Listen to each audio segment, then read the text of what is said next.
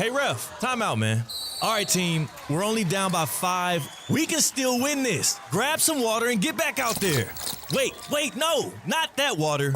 That's full of contaminants and pharmaceuticals. You need Culligan water. With their free water test and reverse osmosis purification system, you'll have clean, refreshing water just like a slam dunk. Schedule your free consultation today at Culligan.com. Culligan, your partner for better water. Hey, Culligan man! Listen up, team. Recycling is just like football. You can't win if you're out of formation. Yellow bin? That's your quarterback. Give it all the paper. Blue bin? Wide receiver. Feed it all the containers. But no interceptions. Plastic bags and greasy pizza boxes have no place on this field. Now, follow the playbook. Get out there and recycle right. Sponsored by the Solid Waste Authority of Palm Beach County. Let's keep winning for the planet! Mark your calendars. Baseball is back on March 27th. You've never seen an opening day like this before. It's Marlins baseball infused with the 305 to create opening day.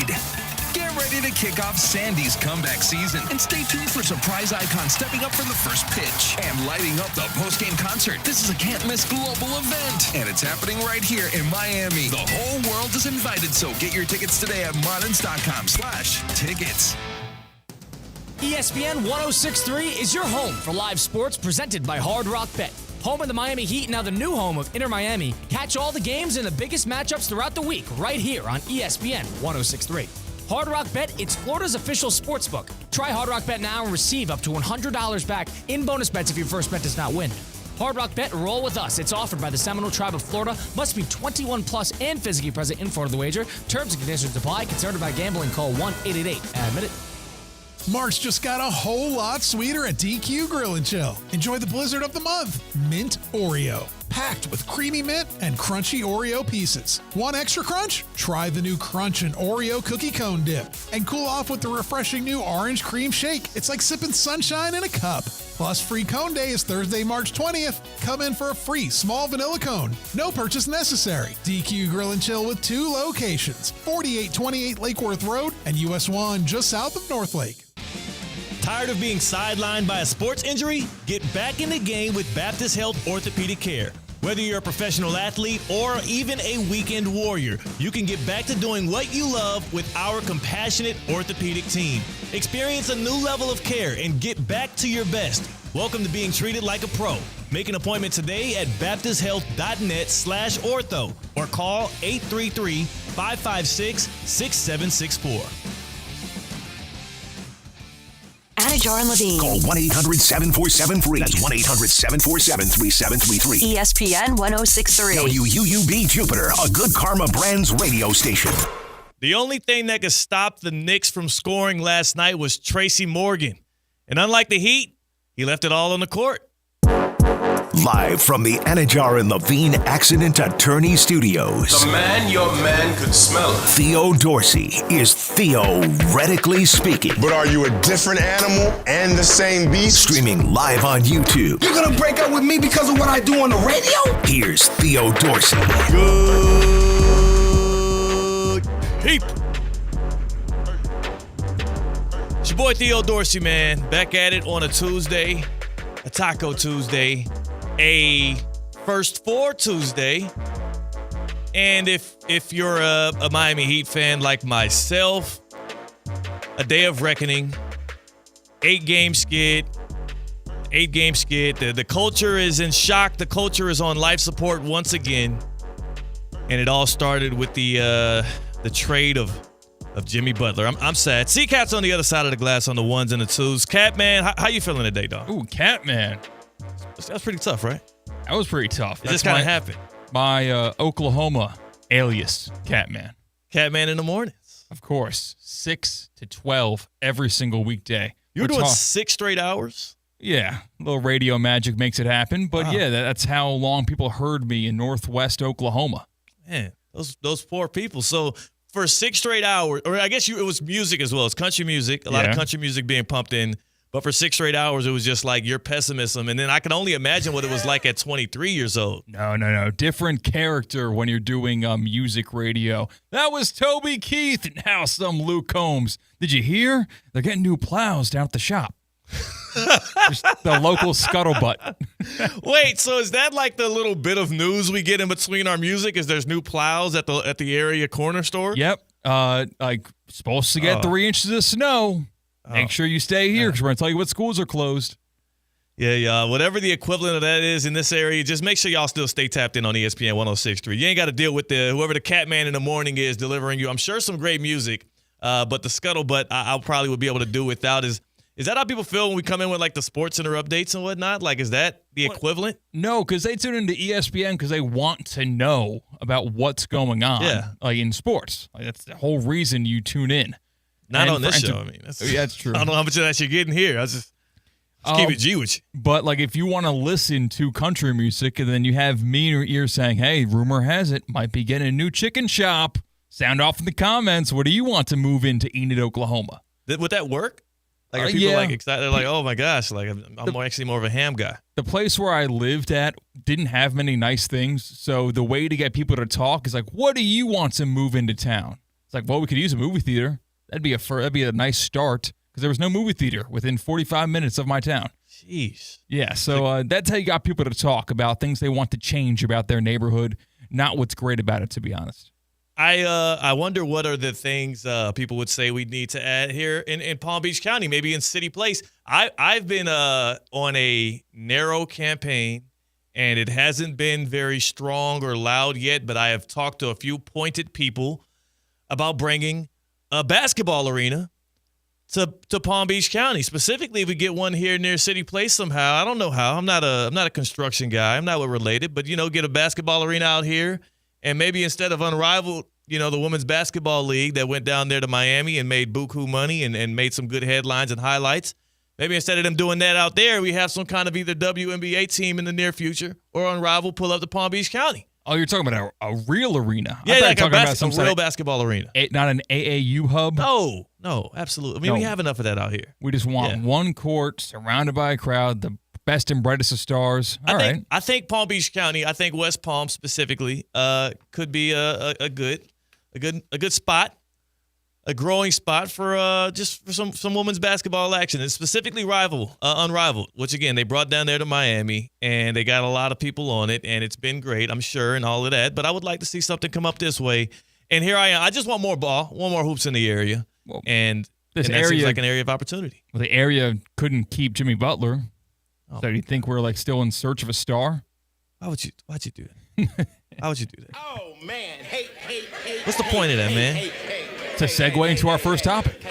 Man, you What if I wasn't ready to talk about the whole Jimmy Butler situation right now? What if I wanted to just, opine about the many things that we could be, hoping for in the near future here in the 561? Are you too sooning me? This feels like, yeah, too damn soon. right I'm too sooning you. He just left 2 months ago, and you're going to bring it up? Yeah. 40 days to be exact. We are 40 days past the Jimmy Butler trade where the Heat sent off Jimmy, and a lot of Heat fans were ecstatic. A lot of Heat culture felt fortified with the move. We brought back Andrew Wiggins, an NBA champion. You get Davion Mitchell. You get a first-rounder from the Warriors. You also get Kyle Anderson, slow-mo. That's fun. That's cute. That'll be a nice scene at Kaseya Center. I think it's due time that we actually do reflect back and see how this has gone for both parties. So for the Miami Heat, last night at Madison Square Garden against the New York Knicks team that obviously has the Heat out-talented, outmatched, it wasn't really a fight. I mean, I think the Heat actually started off up 12-zip early in the first quarter, and then the Knicks come pouring it on back. Karl Anthony Towns went on like a 15-0 run all by himself. And from there on, like it has been for the past month and some change, it was all Knicks, and it was no go, no show, no motion at all from the Miami Heat. They lost their 8th straight game last night, and I know the big headline and the funny ha-ha moment was the Tracy Morgan, comedian Tracy Morgan hurling onto the court. It caused like a 10-minute delay as he just kind of let it all out. He said it was some kind of food poisoning or something. Yeah. Yeah. And like the article that I actually got, like, I found out about this because I was not watching that game last night. It's nothing to see there. Tracy Morgan okay after health scare at Heat Knicks game. So the thing about that is Tracy Morgan obviously had been going through some, health complications and whatnot. I believe he was like a kidney transplant or something like that recently. So my first thought when I saw all of this was a lot of concern. And then when I saw him see food poisoning, I immediately thought, courtside, Knicks game, quote unquote food poisoning. I know what happened. You're just kind of I know palming it's off. good there. I mean, that's a nice little ace up your sleeve whenever. If you've gone through some horrible health things, like, it's a health scare. Yeah. I'm not hungover. It's a health scare. Not hungover at all. So, again, if it was, best wishes to my guy. Get well soon. It also could have just been him having to watch the Miami Heat in the second half, which is vomit-inducing, especially if you're somebody who wishes well on this team. The Heat have dropped 8 straight. That's the longest skid in Eric Spoelstra's run as a head coach in Miami. They also, I think, outscored 41-15 in the third quarter. They've just been lethargic in second halves. They've gotten blown out in fourth quarters. Even when they're in the game or leading, it always feels inevitable that they're going to end up dropping it. So, C-Cat, the destiny for this Heat team this year, it feels locked in on entering the postseason in the 10 spot, which would be in the play-in, and having a road game likely against the Chicago Bulls for the right to play in the 7-8 game. I'll start with this. For the second straight year, am rooting against the Heat making it into the playoffs. There's really no shot of them actually falling out of the play-in. It feels like they would have to get caught by the Raptors right now, the Toronto Raptors, who in the East are actively tanking, and they are looking for a lottery pick, just like we would like the Heat to get one as well. So I don't see them kind of picking up steam.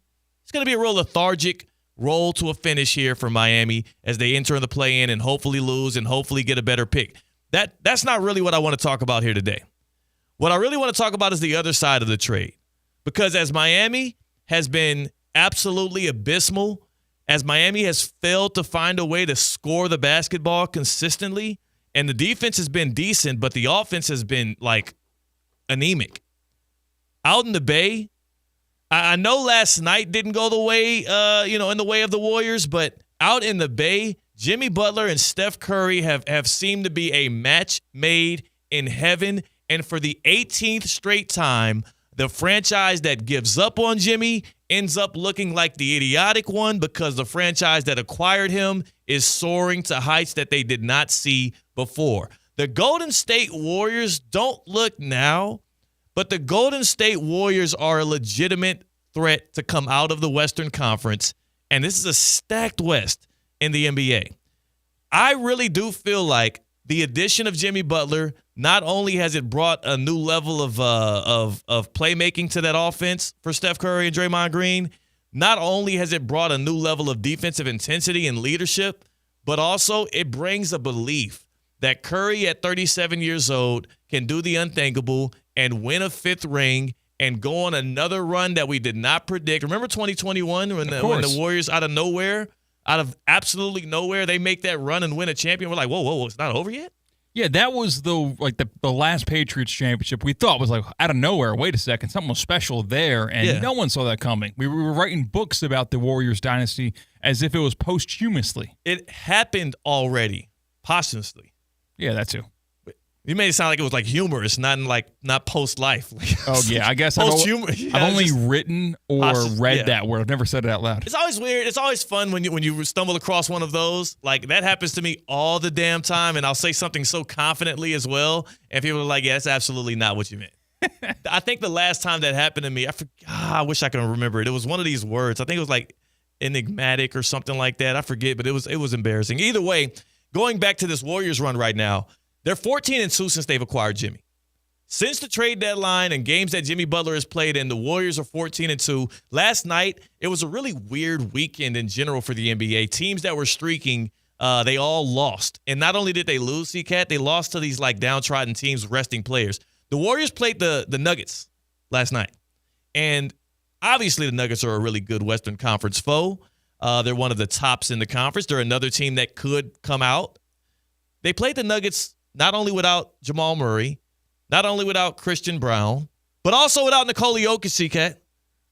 The leading scorer for the Nuggets last night dropped 38, and it was Aaron Gordon. Russell Westbrook had a throwback triple-double against the Warriors last night, and somehow what it felt like to be a slowed-up Steph Curry, a little bit tired legs. I think he went 4 for 14 from 3. The Warriors were shocked in a loss against a shorthanded Nuggets team.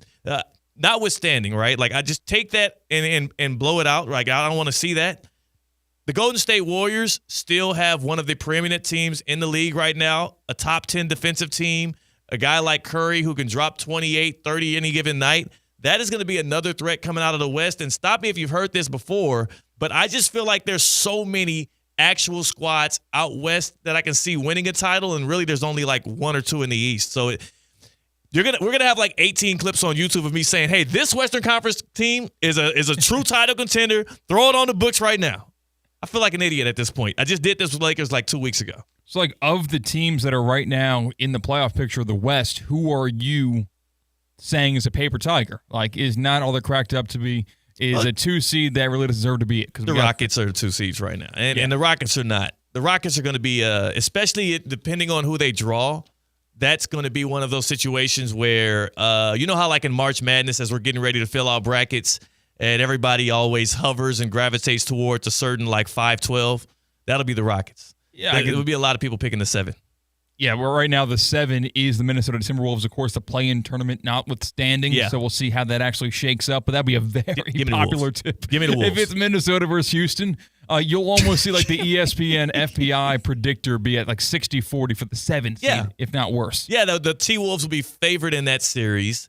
Most analysts and pundits will pick them outside of the state of Texas. And I do just, again, that's the other, like, I don't want to be a guy who is who's acting as if I am a fan of some of these other teams. But if you're going to enjoy the back end of the NBA stretch, and this is when it gets the most compelling, this is when it's most enjoyable, I do like to, this time of the year, when I realize that my team, the Miami Heat, are literally done. They're out of it. They're 10 games back of 500. Even at their best, they wouldn't stand a shot in the first round against anybody they would get matched up against. So I'm hoping for a lottery pick. I'm hoping for maybe, you get lucky. You get a frozen envelope situation or something, and here comes Cooper Flagg, like fingers crossed.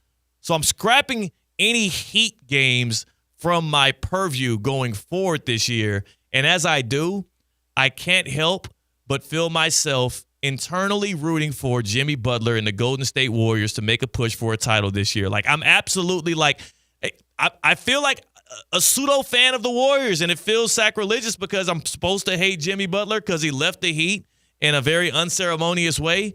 But how the hell can I actually hate a dude who gave us, for the past 5 years, so much hope, so much optimism, so many great playoff moments, and honestly, that was the last time the Heat and Heat culture was on life support, was when they made that move to go get Jimmy Butler, and everybody laughed at, Pat Riley and Spo and said that was pretty much like a retirement trip for him. We were a laughingstock that offseason for making that move, and then here you go, 5 years later, 2 Eastern Conference titles, a couple finals appearances, I think 3 trips to the ECF. Of course, you have that one shot that Jimmy could have hit to beat the Celtics. Like, those moments are still going to be ingrained in my mind. And when I see Jimmy Butler with a uniform on, I don't care what color it is, I'm happy to see him succeed. I'm glad the Warriors look as good as they do right now. And for the Miami Heat, I wouldn't have turned the leaf so quickly and given up if it didn't feel like they were giving up actively every single night on the court. Where's the offense from Bam these days? Following players, not teams, and you're getting dangerously close to doing that. Yeah. By making the statement that you are rooting for the Golden State Warriors to win the NBA Finals. That's what you're saying right now. Yeah. If I had to choose which team would be holding at the end of the year, actually, can I pick the Finals MVP too? Because they would have to be Steph Curry. I wouldn't want Jimmy to get the Finals MVP. Is that fair? I don't know. Beggars can't be choosers. Is that fair? No. Is that fair? I don't want Jimmy to get the Finals MVP. I do want the Warriors to win. I want to see Jimmy get the ring. I would hate to see him get the Finals MVP. But again, what I'm saying in all of this is, yes, I'm rooting for the Warriors. It's partially due to the fact that they have a player who literally just 2 months ago I was rooting for my own team. It wasn't my choice that he ended up in the Warriors uniform. It also wasn't my choice that the Heat absolutely didn't get enough back from him to be able to compete. It's not bad to do this right now. The NBA made us this way. Slippery slope, because now all of a sudden you're going to be rooting for half the league at this rate with how much player mobility in and around all these teams. Contracts aren't real contracts. Whoever clicks up together, that's where you're going to be a new fan of. Not necessarily, though, right? Like it's a long life to live. Yeah, not necessarily. Here's what I'll say, though. Like, it's not like I want the Warriors to win in perpetuity. It's just like the Heat season is over with. If I'm going to watch, like, why would I watch the NBA without a rooting interest? And how could you not root for Jimmy, who I do believe out of all of the superstars in this league who might have like these diva personalities or might put themselves above the team? I know folks out in Phoenix are hating on Brad Beal and KD these days. I know that LeBron gets a lot of disdain for his disposition and his way that he leverages himself against franchises and whatnot. Like, at least Jimmy Butler feels a little bit more self-made than those folks. He wasn't yeah, he does. Why do you look up like that? Like, Jimmy was a damn near second-round pick. He was a guy that was brought to Chicago and was at the end of the bench to start his career and worked his way up through Derrick Rose's team to make himself a viable number one option. The Bulls quit on him. The Bulls absolutely quit on him. Then he goes to Minnesota, and the Minnesota Timberwolves, after watching him take them from obscurity to the playoffs, they look at him and say, well, we're going to invest in Cat and Andrew Wiggins. We don't really need to put you as the focal point of this franchise. Then he goes to the Sixers, and they do the same thing with him, but for Tobias Harris. Like, this dude all along the way has proven himself, has fought against the grain to get into this position. I don't think he gets enough credit for that, C-Cat. Yeah, but you're using them priors. Like his experience. That's his story. That's his story. But his experience with your favorite team, the team you're a fan of. Yes, but the exit was not one of those the team did him dirty. You can't relitigate it into that. We're not going to remember it as the Heat quitting Jimmy Butler. That was Jimmy Butler quitting on the Heat. But he didn't. So here's the thing. He quit on the Heat, but it was not his choice from the jump. Jimmy wanted the Heat to give him the damn extension, and they didn't want to. They didn't want to pay him into the future. And as a Heat fan, to be honest with you, I thought that Jimmy and the Heat should have parted ways anyway. So I wish it would have just happened in the offseason instead of it carrying on through the regular season because of the contract dispute and because of Pat Riley's unwillingness to really give any kind of ground, which is Pat Riley's way. I don't think the Heat fans out there that have this new like vitriol for Jimmy Butler. I think that's very disingenuous to me. You can't act that way to the same guy that you was cheering on through thick and thin, from play into the NBA final stage and from the bubble when we thought we had no shot until he was the one that was maniacal enough to believe. Like, there's no way you can really say you were rooting for this guy and this team wholeheartedly. And then the moment he wants to leave because they didn't want to pay him, now I got to hate him? There's no way. I can't do it. He was under contract not just this year, but next year. Yes. Not actually, he had a player option, but he wanted to get a long-term extension. He wanted to get what did the Warriors do when they acquired Jimmy? They gave him the money he asked for. Yes. And look at how it's worked out for the Warriors. I would say that playing with Steph Curry, kind of playing with Draymond Green. Yeah. I think that's more conducive to winning games than what the Heat had made around them because we saw the results. The Heat weren't contending this year with Jimmy Butler. And that's why I thought it was time the whole time. I agree that it was time for the Heat and Jimmy to part ways. I just don't like the way in which it happened. And I do not I'll never be able to not cope with. I'm fine. But I'll never support a player actively quitting on the court, which it really felt like Jimmy did down the stretch. That's why he got suspended. But that feels... And that's why what? Irredeemable. That feels irredeemable to me. If a player quit on the team that I said that I'm a fan of, it's like, get out of my face. I'm not going to root for you anymore, not here or not wherever you are. Well, guess what? Guess who quit on Jimmy first, and guess who also did not adequately put enough pieces around him for, in this 5-year stretch, for him to actually reach the mountaintop and win a title. And that would be the front office, and that would be Pat Riley.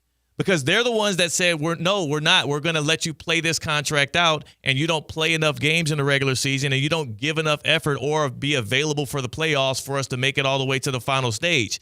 But there were several moments that you could have added talent to that roster, but you prioritized keeping Tyler Hero, or you didn't want to swing all the way. And again, the Dame Lillard thing was a little iffy because that felt like the Blazers and he who shall not be named, because he gets no pub around these parts, they were the ones that really kind of put the line in the ground and refused to make that move to the Heat. But all that being said, I just don't have it in me to have hate for Jimmy Butler because of the way he exited. It felt like a necessary evil. And now look at what's happening. I predicted this back when it happened. The Warriors are going to be a really good basketball team. And, yeah, maybe some of this is confirmation bias. I'd love to see them win a championship because I'd love to say, damn it, I was right. Because in the face of that trade, everybody kind of also laughed off the Warriors and applauded the Heat for getting some assets back. There were people like applauding about Andrew Wiggins. And not even sarcastically. Like, they were happy to get him to come in and play. And I know Jimmy wasn't playing for the Heat, and Wiggins would be able to slide in and be a good 3-and-D guy. But let's get real. There's a reason. There's no options down there. Tyler Hero and Bam Adebayo is not a healthy NBA diet on offense. But It's just not. I think of all of the general managers, front offices that I would give the benefit of the doubt. It's a common theme the past couple of shows on Theoretically Speaking. I think that there is no doubt in my mind that the Heat number one priority is to win. So I trust that most of the decisions they make are with that in mind. Yeah, that's true.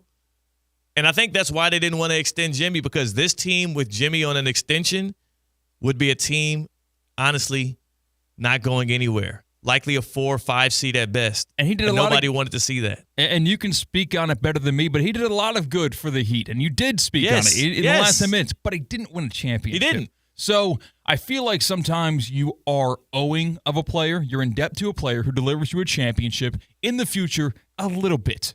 At least a little bit. You get a contract that maybe you don't deserve. You got paid for what you did, not what you're going to be, because you delivered that city a championship.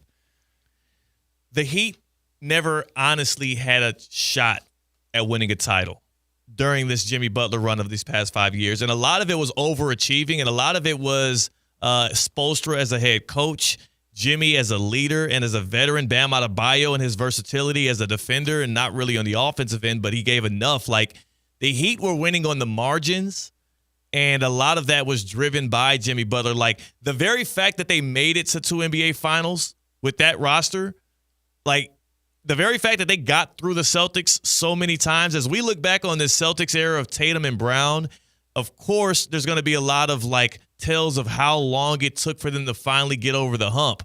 A large part of that was Jimmy Butler and the Heat being that hump that was impenetrable for them. Like, both in the bubble and in the Eastern Conference Finals the year before the Heat inevitably got washed by the Nuggets. Like, this was the Celtics. That's one thing I don't give enough credit, and I'm glad you kind of walked me into this, C-Cat. Jimmy's run with the Heat these past 5 years, if it weren't for him, if that move didn't happen, like, how many finals appearances and or rings would Jimmy with the Celtics have at this point? Because they would have been a much bigger threat to the Lakers in the bubble than the Heat ended up being because of the injuries the Heat had to both Goran Dragic and I believe Bam went out as well in that series. Like, we could be talking about a whole paradigm shift in the NBA if Jimmy hadn't made his way to South Florida. So I'm thankful for that time, and I'm rooting for Jimmy to get a ring with the Warriors. I also am rooting for Steph Curry to get a Finals MVP, because think about what it's going to do to the NBA GOAT debate if on LeBron's watch, a man that was born in his same hospital in Akron, Ohio, ends up with more championships than him. How can you compete with Jordan when you couldn't even get past Steph? That would get absolutely, like, just irresistible to bring up. And for LeBron stands, I don't know if they would be able to handle that very fact. That would get absolutely insane.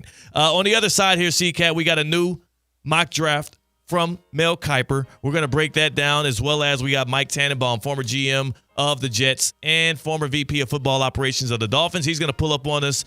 So that's going to be a lot of fun as we get it cracking. Hey, Culligan man. You heard the sound. You know what that means.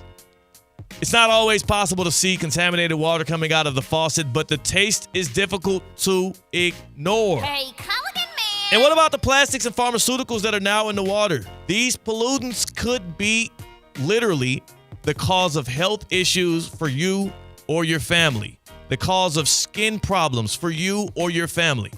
The team at Culligan understands this, and they can help remove this from your water. Culligan offers free water testing and reverse osmosis systems designed to filter out those contaminants at the source.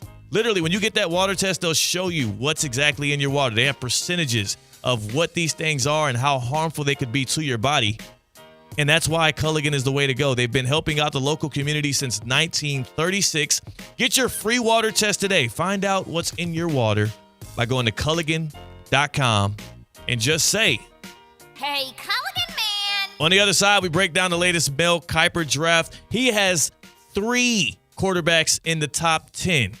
3. And one of them to a team that you probably least expect. That's CCAT. I'm Theo Dorsey with Theoretically Speaking on ESPN 106.3. Live from the Anajar and Levine Accident Attorney Studios. Anajar and Levine Accident Attorneys. Call 1-800-747-FREE. This is ESPN 106.3. Hi, I'm Scott Smith with Smith Ball Baez and Prather, Florida Injury Lawyers. As you have likely seen and heard, law firm advertising is at an all-time high. Attorney ads seem to be part of every radio and TV commercial segment. Some firms are even using paid actors and actresses to speak for them. At Smith Ball Baez and Prather, we know that the decision to hire a law firm should never be based on advertisements alone. It is our past results and many positive 5-star reviews that we encourage you to read at smithball.com to learn more about our law firm. We have board-certified lawyers. We have lawyers listed in the best lawyers in America and in super lawyers. But most importantly, we have experienced lawyers located right here in Palm Beach County and the Treasure Coast that are ready to be your advocate and your voice, and fully prepared to start fighting for your legal rights today. Our purpose, legal power. Our mission, huge results. If you've been injured, the lawyers at Smith Ball Baez and Prather will help. Call us at 500-HELP, 500-HELP. With Smith Ball Baez and Prather, help is just a local phone call away. Offices Palm Beach Gardens, Boca Raton, and Port St. Lucie. Introducing the bold, the powerful, the all-new 2025 Range Rover Sport P360 SE. A luxury SUV that commands attention with its refined design, dynamic performance, and cutting-edge technology. Lease the 2025 Range Rover Sport for just $12.99 per month for 36 months. Drive in style, power, and comfort, all for just $12.99 a month. Visit Land Rover Palm Beach today and take the new Range Rover Sport for a spin. Terms and conditions apply. See dealer for details. The Club at Lost Lake, a championship Fazio design golf course in Hope Sound. Golf and social memberships are now available with no waiting list and immediate access. The course and club will see over $10 million in capital improvements and is one of the best private club values in the area. Experience the beauty and challenge of this renowned course for yourself. Enjoy year-round access to exclusive amenities and events. Visit clublostlake.com to schedule a visit today. Don't miss out on this incredible course. And please, putt responsibly. Duffy Sports Grill isn't done celebrating St. Patrick's Day. Celebrate the taste of Ireland now through April 7th. Indulge in Duffy's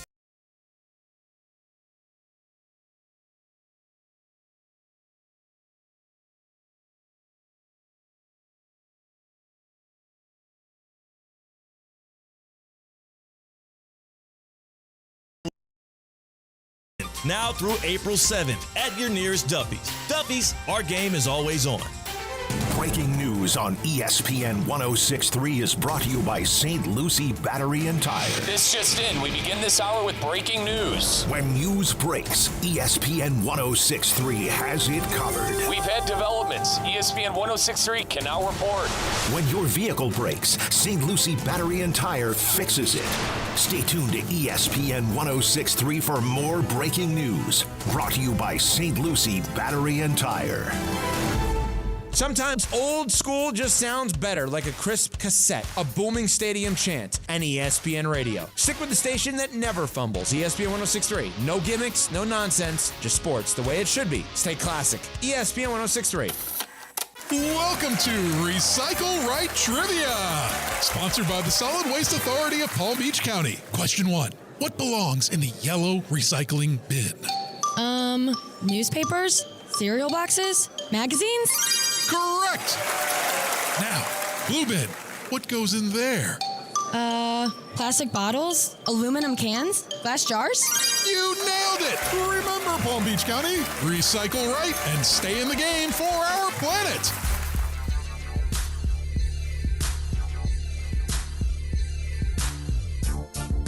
Live from the Anajar and Levine Accident Attorney Studios, Theo Dorsey is theoretically speaking. Streaming live on YouTube, here's Theo Dorsey. Do you ever think you'll get to a point where you actually try and make a mock draft? Never. Like an NFL mock draft, like a round one, just this guy's going there. This guy's going here. I got a good ankle. No? It's not in CCAT's cards? Never in my life. Yeah, I would never want to do that. I don't understand where the draw is. Even the people, they have really good software nowadays where you can just do it yourself and just have fun with it. Almost like you're swiping through a dating app. It's really easy. I do not know where people get off in doing that. Not at all. I wonder if it's a thing where you're are you trying to be predictive and kind of almost like filling out a March Madness bracket? Because I feel like after picks 12 through 15, it's hard for you to even get these things right. It's almost as much of a crapshoot as March Madness. Yeah. So why do we fill out brackets? If we're not doing mock drafts, why are we doing brackets? We're going to get both of them wrong. That's a good point. Yeah. No counter for that, huh? No. Left you speechless. It's almost like playing God. Like the guy who likes to create his own Major League Baseball season from scratch. He just goes in and changes everything and trade. Yes, they do that. What do you mean? They just switch up every single player on every single team and then shift it around the league where all of a sudden Mike Trout is going to go into the Hall of Fame as a Colorado Rocky. Yeah, they draft the team from scratch. Where did they do this at? Is this like a website? Is this like a podcast? Well, is this on video games? Oh, okay. Like MLB The Show, you hop on there and then that makes a lot more sense. Like a simulation video game. Mm-hmm. I can see the fun in that because then maybe you get to play with the teams. But to just sit here and predict out the first round, it's got to be a very non-rewarding task. Predicting trades is also kind of weird. I think this GM is going to call this GM. He's going to offer 2 second-round picks, this year's and next year's, in exchange for a pick swap. I can see the line of thinking in how a third and a fourth is not worth it, but a second, what you're are you negotiating doing? with yourself. Yes. This is a lunatic behavior. Yeah, you're sitting in your boxers, in your office, and you're negotiating with yourself between two franchises who you have no contacts with. Speaking of mock drafts, Mel Kiper, he's got a fresh mock draft for us. And this guy gets paid to do it. He's been doing it for 18 decades. Iconic glasses, iconic hairstyle, iconic voice. This guy's great. I'm sad that we don't get as much Mel and Todd, though. They don't do as much of the tag team stuff anymore. That's true, yeah. McShay's taking a step back a little bit, so it's a one-man show. And now they got new people who's jumping into the draft realm. But anyways, let's just take a look at his latest mock draft because Mel Kiper dropped one. And again, 3 quarterbacks in the top 10. A couple surprises throughout there. CCAT, if you could just go through and you have it in front? You don't have it in front of you. Phone's broken. Okay, your phone is broken. Well, that changes things. Give me 30 seconds. I got you. That changes things here as we get Mel Kiper's mock draft because if your phone's broke, it's going to be hard for you to get it in front of you. As we know, the first team that's going to be up on the clock is the Tennessee Titans. As we know, their general manager said before the draft and before the combine that they want a generational talent at number 1 overall. So, CCAT, who does Mel Kiper have the Titans picking? They want quarterback out of Miami, Cam Ward. A+ pick here. I got to, Mel, if you're right about this one, I got to pat you on the back, brother. As a Miami Hurricane fan, I tell y'all there's nothing else for me to celebrate about this past year if Cam Ward doesn't become the number 1 overall pick. We didn't get into the ACC title game. We did not get a Heisman Trophy for Cam. I know he got the record. It came with a little asterisk because the whole Pop-Tart Bowl situation. If he gets the number 1 overall pick to the Titans, that'll make me feel better. And also, I mean, how could you not? You figure out the quarterback position for Tennessee, then you start really building something into the future. And I think Cam could be that guy. What's the next one? Number 2, the Browns, right? It is the Cleveland Browns. Who's going to suffer and have to go play for the Browns? At least they'll get the Browns tax when they come up for extension. According to Mel Kiper, this one's close, like really close. Yeah. Do you think it's Abdul Carter? Do you think it's Travis Hunter? Or do you think it's the best quarterback available? Who do you think the Browns took? If Kiper, I feel like last time he had Shedeur Sanders to the Browns, and he plays up the Shedeur stuff, so it's probably Shedeur. It is not a quarterback. It was a close run between Abdul Carter and Travis Hunter, and the Cleveland Browns and Mel Kiper's mock draft took Abdul Carter from Penn State. Ooh, linebacker. That's your guy. That's your guy. Certainly is. Do you know what, though? That would Kenny be Pickett, QB1. I would hope they have another situation, and again, we'll have Mike Tannenbaum on here soon. We'll play a little quarterback matchmaker. Hopefully they have a better solution than Kenny Pickett, but that's best case scenario for Abdul Carter, right? You get to line up opposite Myles Garrett. You get to learn from the best edge rusher in the league. You have less pressure on you, less double teams. Like, he can really fill it up if he plays alongside Garrett. I guess so, but didn't Myles Garrett hit as good as any draft pick for that position since Aaron Darnold? Yeah. Donald? Yeah. Parsons, Darnold. Yeah, Donald. but that's like a before or after. Okay, so if you do... He's the heir apparent. I guess so, and that's a life living in Cleveland. Filling up the stat sheet and making it to the playoffs once or twice. He survived State College. He could do Cleveland. State College is much more fun than Cleveland, Ohio. Oh, my gosh. There's no way in hell y'all got more to do in State College than Cleveland, and I'm the biggest anti-Cleveland guy around. There's no way. Probably a top 3 college town in America. Yeah, that's cute. He'll be in a major American city as an NFL player. I'm sure he'll find something to do in Cleveland. Bo Nickel moved back to State College. In the UFC now, he could live wherever he wants, and he chose to go back to State College. Maybe that's a bigger conversation we need to have about him. The third pick goes to the New York Giants, and they will be taking a quarterback. Shedeur Sanders. Sure is. Out of Colorado, the Giants have made their move at the quarterback position. The weird thing about this is I absolutely hate that move because the Giants have a head coach and a GM on their last leg. And like I said, you don't want to put a rookie quarterback into a situation with desperate decision makers. Where's the next quarterback slot here? Because I heard 3 in the top 10. Travis Hunter goes to 4 to the Patriots. Love that pick, by the way. Defensive tackle Graham from Michigan goes to the Jaguars at 5. Okay. Still got the Raiders taking running back Ashton Gentry to Boise State. They're in win now mode, so I actually like that pick now. I was out on it, now I'm all in. Another Nittany Lion, Penn State tight end Tyler Warren goes to the Jets at 7. Linebacker Jalen Walker from Georgia goes to the Panthers at 8. Still looking for this quarterback. The Saints take Ole Miss quarterback Jackson Dart at the number 9 overall pick in this year's draft, according to Mel Kiper. If they do that, I hope Kellen Moore is the one to sign off on that because that would be him tying his career to Jackson Dart. And I'm not sure if you want to do that as your first chance as a head coach. A rookie head coach, Kellen Moore in New Orleans. I know Derek Carr's not the answer. I would hate it for him if he signed his life away on a Jackson Dart lottery ticket. And right below that pick, we have a link to an ESPN SportsCenter video of Mike Tannenbaum talking about Jackson Dart. Wow. Well, you know what? Instead of hitting the link, C-Cat, do you think there's a chance that we might actually be able to get the one and only Mike Tannenbaum to join us here on Theoretically Speaking? You know, me and Mike T are very close, so I could call him right now, and he'd pick up, and we could talk to him. Call him up, and let's see if we can get the Mike T on a Tuesday here because the Baptist Health Hotline could use some expertise. I could use a bit of a reaction from that Mel Kiper mock draft, as well as I've got some questions about these quarterbacks and these potential destinations. So let's make it shake. I don't see you actively calling him. So you want to do it now? I thought we were going to wait to the break. Okay, well, let's do it on the other side of the break. I'm sorry, that's me. That's me and my unprofessional brain. Mike T's going to join us on the other side. He'll join us and give us some good reacts. And C-Cat, hopefully, next time I can read your cues a little bit better. Our chemistry A little bit off on a Tuesday. Yeah. Theoretically speaking on ESPN 106.3. Live from the Anajar and Levine Accident Attorney Studios. Anajar and Levine Accident Attorneys. Call 1-800-747-FREE. This is ESPN 106.3.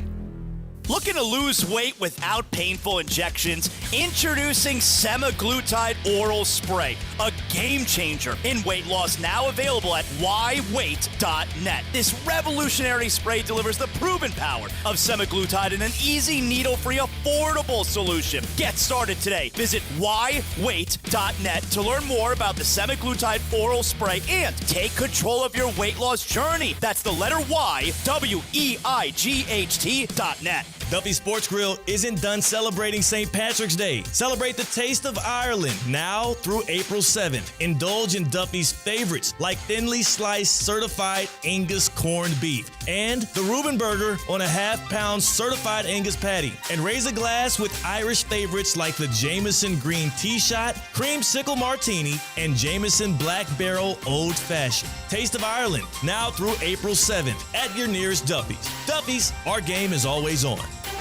Breaking news on ESPN 106.3 is brought to you by St. Lucie Battery and Tire. This just in. We begin this hour with breaking news. When news breaks, ESPN 106.3 has it covered. We've had developments. ESPN 106.3 can now report. When your vehicle breaks, St. Lucie Battery and Tire fixes it. Stay tuned to ESPN 106.3 for more breaking news. Brought to you by St. Lucie Battery and Tire. Business owners, are your employees driving you nuts? Is money tight? Or have you just poured your heart and soul into your business and now it's time to retire and just relax? At Transworld Business Advisors, they have buyers from all over the world ready to buy your business now. Call for a confidential conversation about your business's current value. 561-203-5121. That's 561-203-5121 or visit tworld.com today.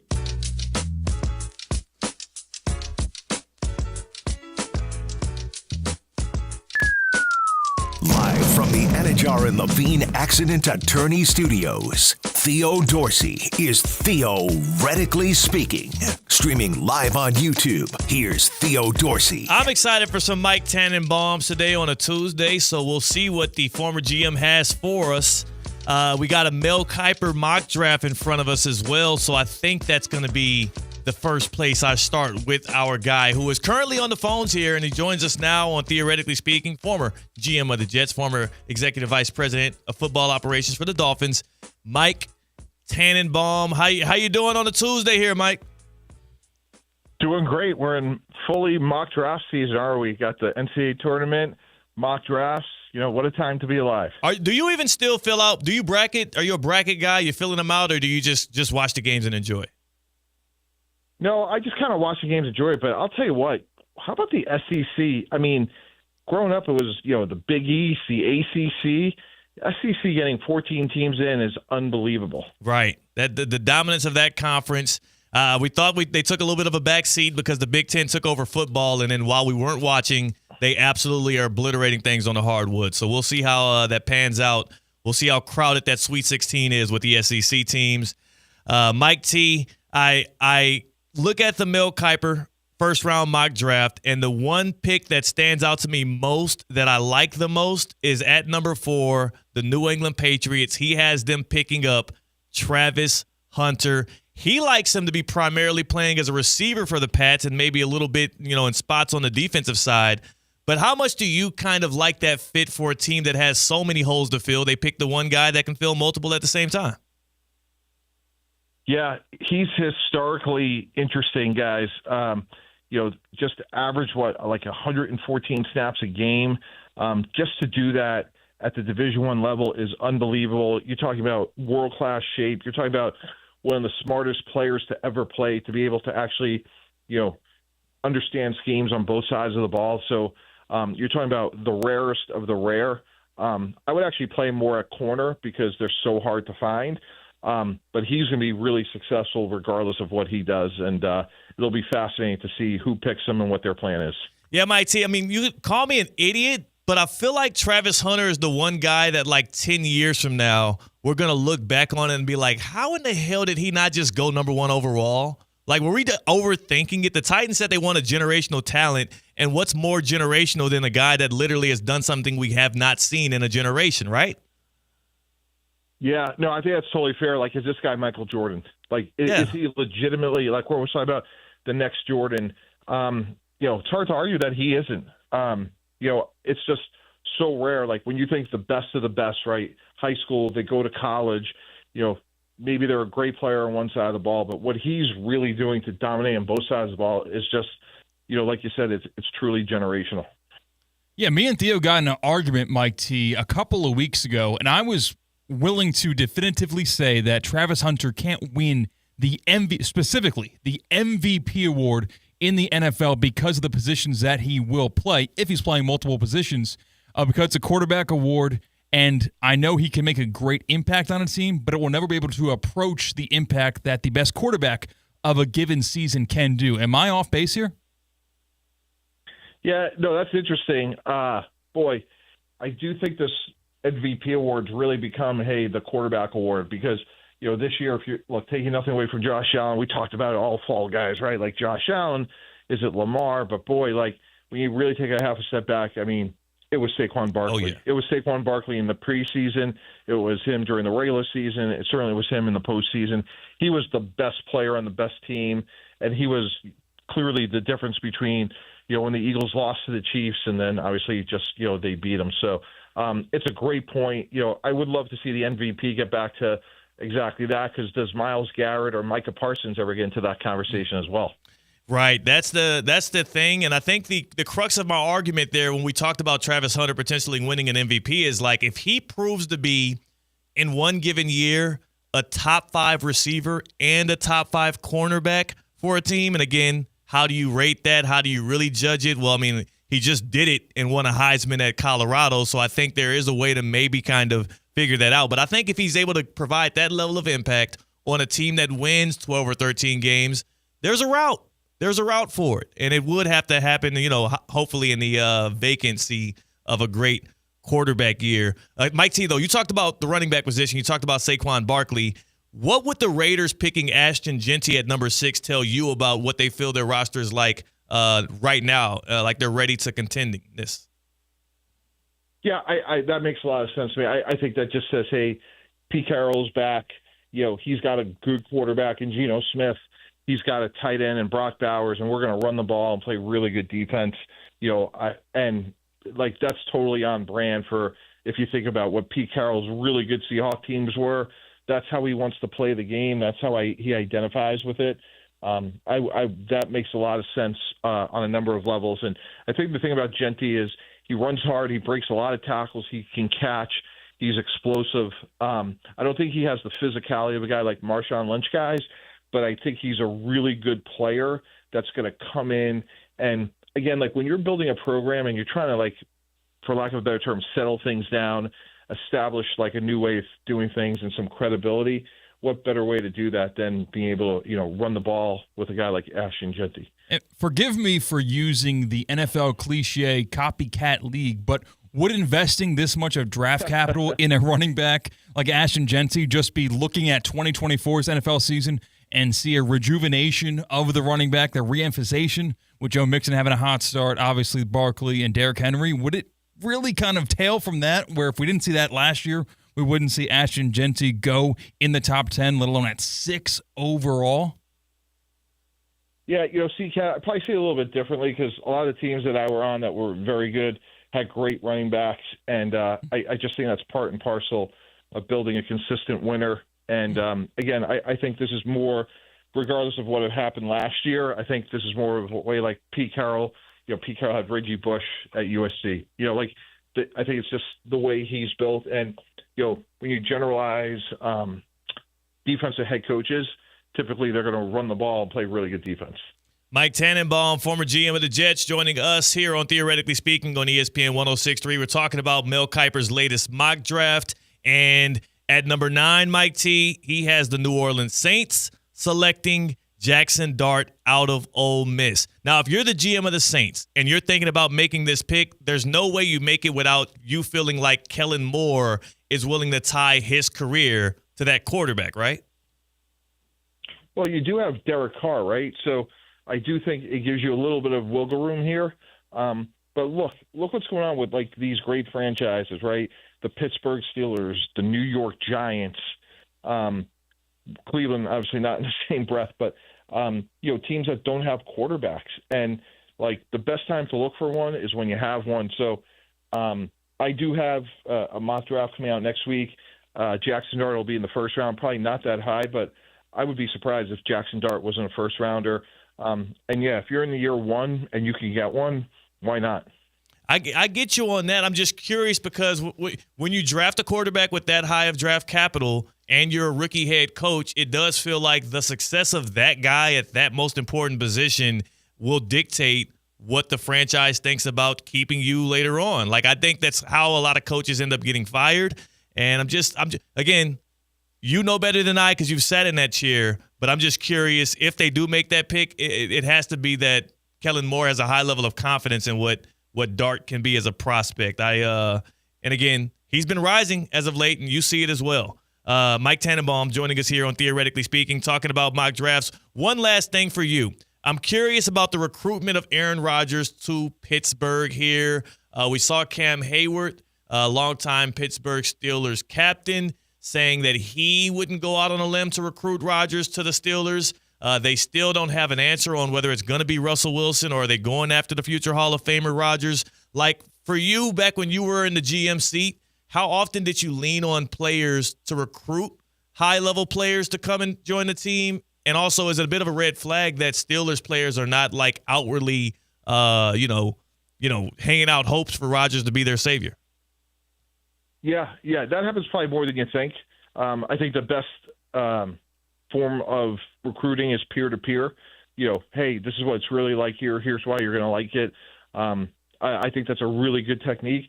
But I also saw that quote, and it's funny because, Thea, I'll tell you, I felt like it was like it's already getting late early with Pittsburgh and Aaron Rodgers. Like, if you want to be here, great, let's go. Like, we got a good defense. We just got a great receiver in DK Metcalf. If you don't, that's fine. But, like, let's go. Like, I would say there's like fatigue, but I kind of got that, like the angst in his voice. So I saw the same quote and thought something very similar. Do you have a Rodgers destination? Like, which way are you leaning at this point? Because I've been saying the whole time, I just don't see it happening. CCat's still on his Vikings wave.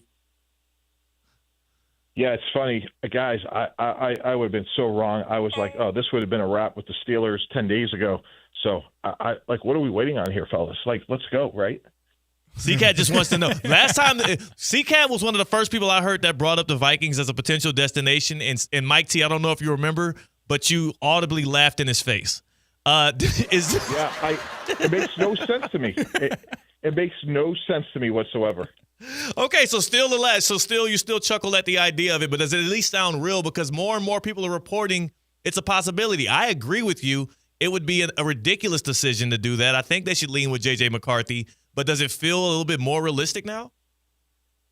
I think it does. Like, every day that's not dead, it's still alive. So, again, I think that's where the Cam Haywards of the world are like, what are we doing here? Are you interested or not?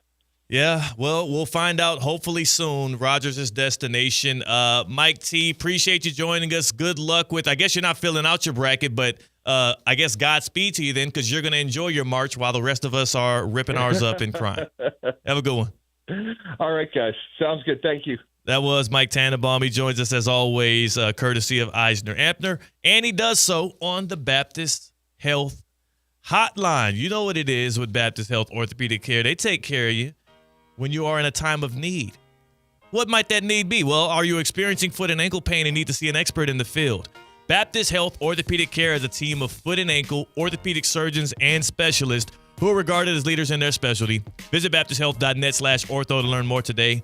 Baptist Health Orthopedic Care combines its resources of experienced physicians and leading-edge treatments and technology to provide advanced orthopedic, foot and ankle, joint replacement, spine, and sports medicine care. Visit baptisthealth.net/ortho for more information today.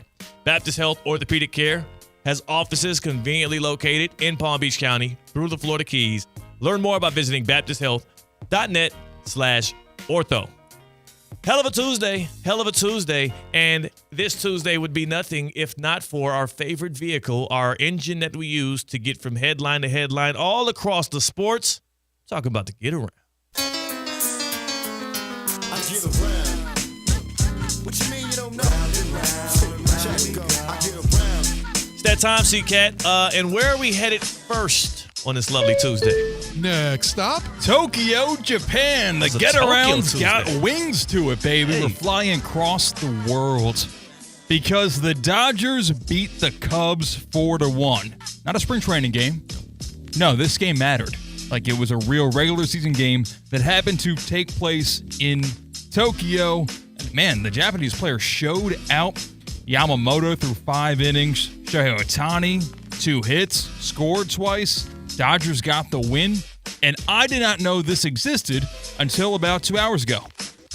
Like, someone forgot to tell me Major League Baseball began their season a couple of weeks ahead of time. Yeah, they did this last year too, and it kind of threw me for a loop. And I guess technically this was opening day for the Dodgers. My main thing about this is I'm curious if you're a true Dodgers fan, a real baseball fan, did you wake up early to watch this? Kind of like NFL fans will watch a Europe game at like 8 a.m.? It's so odd because I don't want to get over dramatic, but we truly, as baseball fans, wrap our arms around Major League Baseball opening day. Yeah. Probably outside of World Series games, the most eyeballs are on Major League Baseball on opening day because even if you're a very soft-core fan of your hometown's baseball team, you watch that game more often than not. And everyone is involved. Everyone's got hope. We all start at 0-0. Maybe now's the year for your Baltimore Orioles to pick up where they left off. Maybe it's time for the Chicago White Sox. You're not 45 games behind, under 500 anymore. Yeah, that's over with. But does it cheapen opening day a little bit? It has to. Like it's not opening day for the Dodgers or the Cubs. It has to. And I assume it doesn't. I assume if you're a baseball fan and you're a true Dodgers or Cubs fan, you're going to still treat it the same way. But it takes a little bit of the luster off of it. Like, and when you look up at the board, at the scoreboard, there's going to be stats already up there next to the player's name. There's already data points. There's going to be 2 games. They play again tomorrow morning. Yep, Wednesday night, the final game in Tokyo, and Roki Sasaki, he was the big offseason addition for the Dodgers, where more deferred money going to that superstar playing in Japan. It's odd. I don't like it, and it's not for me, but that won't stop me from disliking it. Like, this is for Japan. Like, it's a big baseball market, of course, a big baseball pipeline these days. So I know it's not intended for the American audience, and then, damn it, that makes me mad. It's America's pastime. The season should start in America. Well, their best player is Shohei Ohtani, and I think he has some ties out that way. I think he has a little bit of skin in the game. Yeah, how I say New York connection for me. Like, yeah, I was raised there. It works out for him. Next stop. How about we take a familiar destination, just as foreign, going from Tampa to Dayton, Ohio. Because the first 4 is tonight. 16 seed matchup, St. Francis and Alabama State at 6:40. Following that, the very highly controversial inclusion of North Carolina for the 11 seed. They play tonight after that game. Do you have any interest in the first 4? I do have interest in that second game. I'm not watching St. Francis and Alabama State. Probably just the second half of that one. I'll be making my way back up from Delray Beach, a Cocoa golf event today. So we'll see if I can catch the second half of that one. I will, though, however, be putting $5 on every single March Madness game, and that includes the first 4. So before this show ends, I need to figure out my angle on either Alabama State or St. Francis. Alabama State, are they an HBCU? No. Okay. No. Wait, Alabama State. Yes, wait. Yes, they are. I'm tripping. Come on, man. No, that's Alabama A&M. Alabama State is not an HBCU. I stand on that. Also, yeah, so I'll probably end up going with St. Francis in that one. They sound like a basketball school. Hey, that's how we do these brackets, man. Yeah, it sounds like a basketball school. Sounds like they're supposed to win. Also, I got a little skin in the game on both sides of this, North Carolina, San Diego State. San Diego State's got our guy Nick Boyd, former FAU Owl. He's a guard for them, the Aztecs. And then North Carolina, family friend, one of the little homies, Seth. took a 2 How about hoops that? for them. So I don't know which one I'm going to go with, but we'll find out later in the show. Next stop. Next stop of the get around brings us to Boulder, Colorado. Because, hey, chilly. Coach Prime still coaches there. Yeah. So we're going to talk about Colorado. Specifically, head coach Deion Sanders wants to shake up things for Colorado's spring game this year by foregoing the normal split squad spring game where it's blue versus white or gold versus black. He wants to play somebody else in the spring game. Would you sign up for that? We should start doing this in American politics. Like, let's just go up against somebody else. Oh, no, let's no stop more doing the infighting. Okay, no more Republican or Democratic debates before the nominee's made. What if, like, just the American leader debates the Canadian leader? Oh, so not even an inter-party. Yeah. You're just going up against because then at least we could all stand united on one front. Like, hey, I'm rooting for our guys. Whoever the American person is, let's root for him. Let's pull on this guy. But back to the Colorado thing. This is why you need disruptors, man. This is why you need creative disruptors who are willing to think outside of the box in your sport. Every sport should use this because not use this specifically, but every sport needs this because that's how you help the game grow. I would actually be more inclined to watch spring games if they were team v team. And I heard Fran Brown and Syracuse, the Orange, they said that they will be willing to compete with Colorado. Sign me up. That's awesome. That'd be way more fun. Yeah, like they do it in high school. Like I played high school football, and they had Camp of Champions back where I was from. And in the summer, before everyone went on vacation, you would have a camp through the week, and you would just 7-on-7, also full pads, and you would play other teams. It makes sense, and it makes money. Because why would you watch, outside of like 4 or 5 program spring games, I'm not going to turn on Ole Miss's spring game. No. And that's also, a good football school, but I don't care about Ole Miss. There's no reason for you to care unless there's another Manning popping up or something like that, right? But even so, I'll look at the clips. Yeah, I'm not watching it. I'll say this too with that. What is the best part about training camp in the NFL? Training camp fights. Yeah. And training camp fights only happen when they do the joint practices. Do some spring. I'm not encouraging the young fellas to get in the scraps, but I'm just saying the contention and the contempt that is built up, you might get a little bit more entertaining and compelling action on the field. So Deion this is another great, bright idea out of him.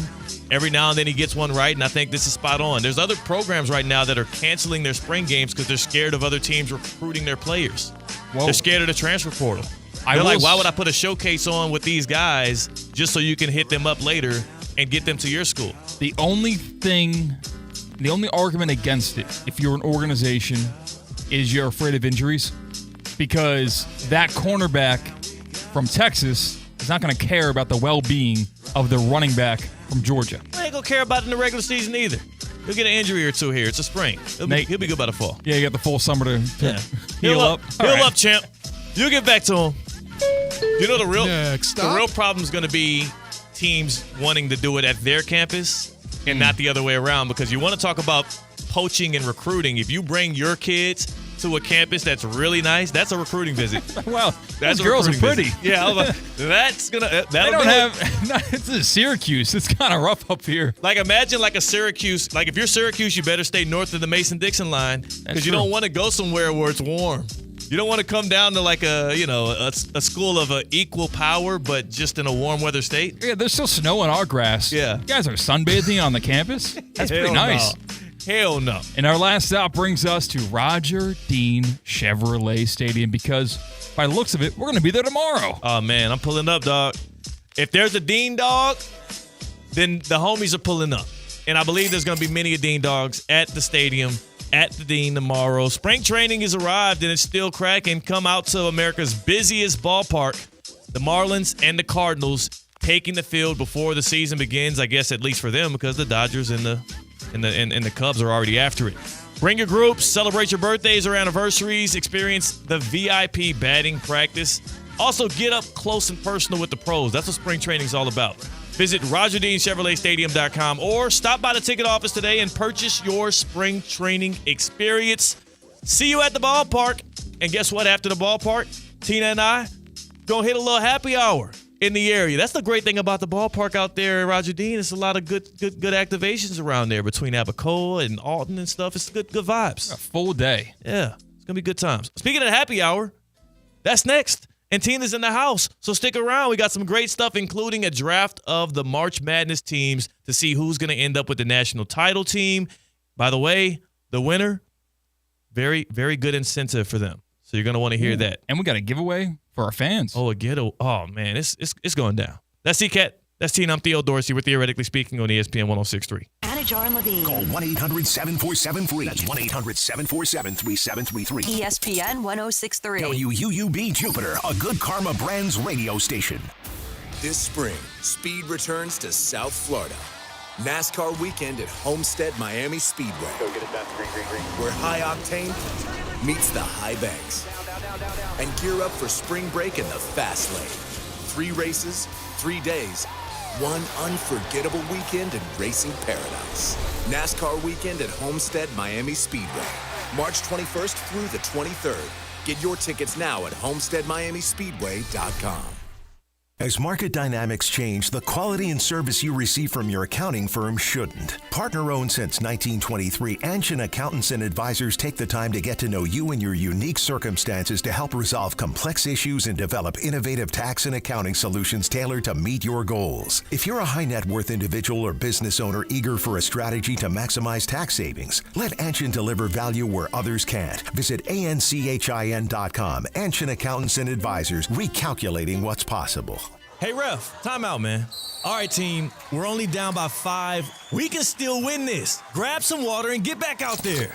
Wait, no, not that water. That's full of contaminants and pharmaceuticals. You need Culligan water. With their free water test and reverse osmosis purification system, you'll have clean, refreshing water just like a slam dunk. Schedule your free consultation today at Culligan.com. Culligan, your partner for better water. Hey, Culligan man! Business owners, are your employees driving you nuts? Is money tight? Or have you just poured your heart and soul into your business and now it's time to retire and just relax? At Transworld Business Advisors, they have buyers from all over the world ready to buy your business now. Call for a confidential conversation about your business's current value. 561-203-5121. That's 561-203-5121 or visit tworld.com today. It's the Hard Rock Bet Battle of the Bets. 2 bets facing off. Winning side splits $250K in bonus bets every single day. Time to pick a side. Team underdogs or team favorites. Team over or team under. There's one way to settle this. Hard Rock Bet Battle of the Bets. Pick a side for $1. Win your share of $250K or more today. Prize pool to be paid out in bonus bets, not a cash offer. Offered by the Seminole Tribe of Florida. Must be 21 plus and physically present in Florida to wager. Terms and conditions apply. Concerned about gambling? Please call 1-888-ADMIT-IT.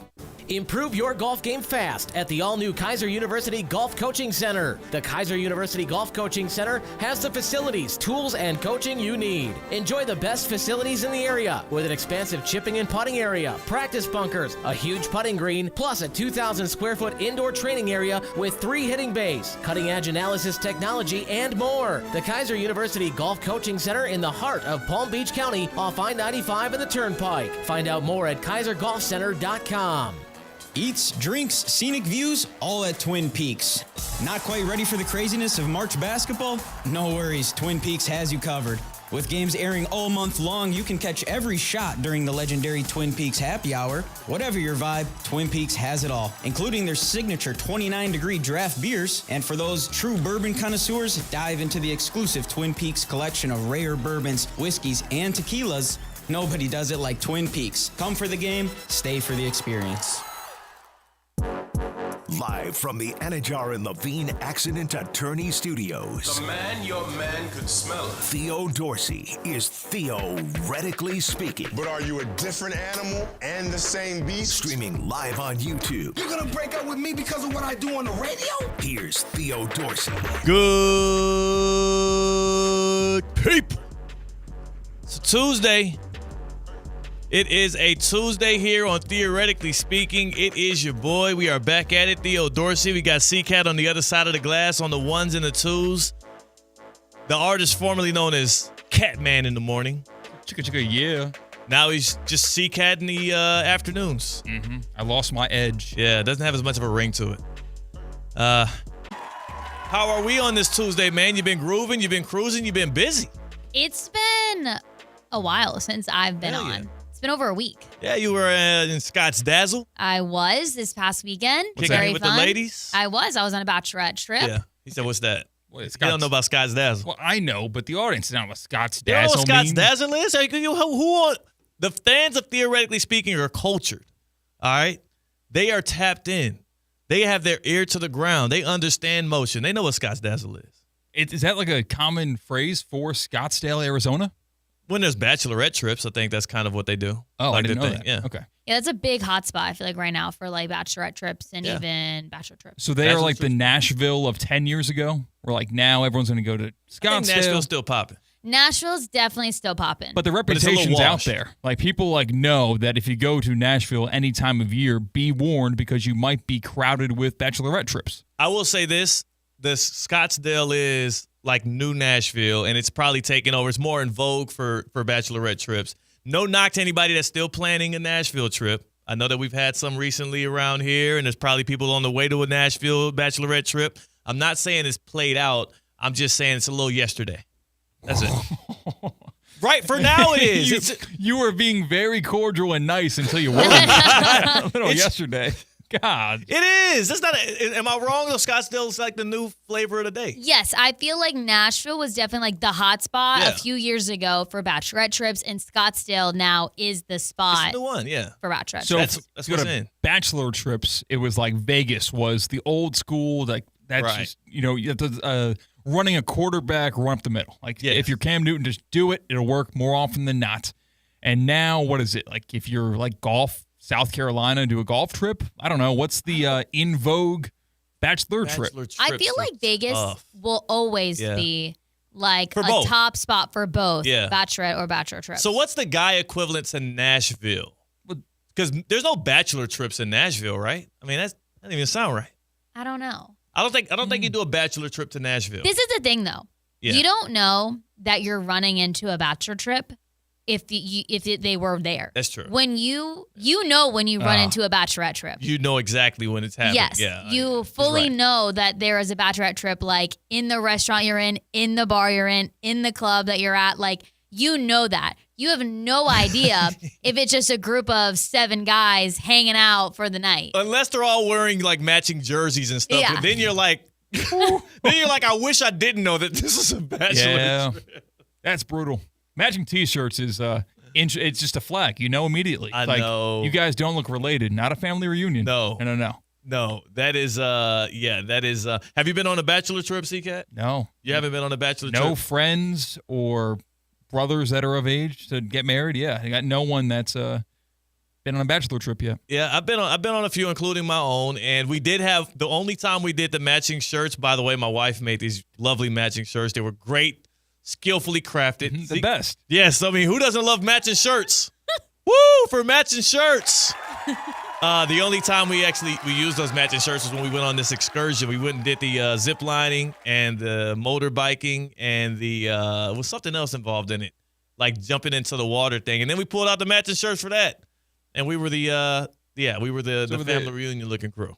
Did you do a video where it's like, I'm not the bachelor, I'm the brother of the bachelor, and then you walk in front of the camera. It's like, I'm not the bachelor, I am the best friend of the bachelor. No, we didn't. You didn't do a TikTok like that? TikToks. You know, first of all, C-Cat, Tina, you will be ashamed to hear this. Every time I think there's a good moment for us here at ESPN West Palm to do a TikTok together, and I try and in private and in confidence tell C-Cat, you know what would hit right now? We should probably make a TikTok. He shames me. Yeah. He shames me out of actually presenting the idea to the masses.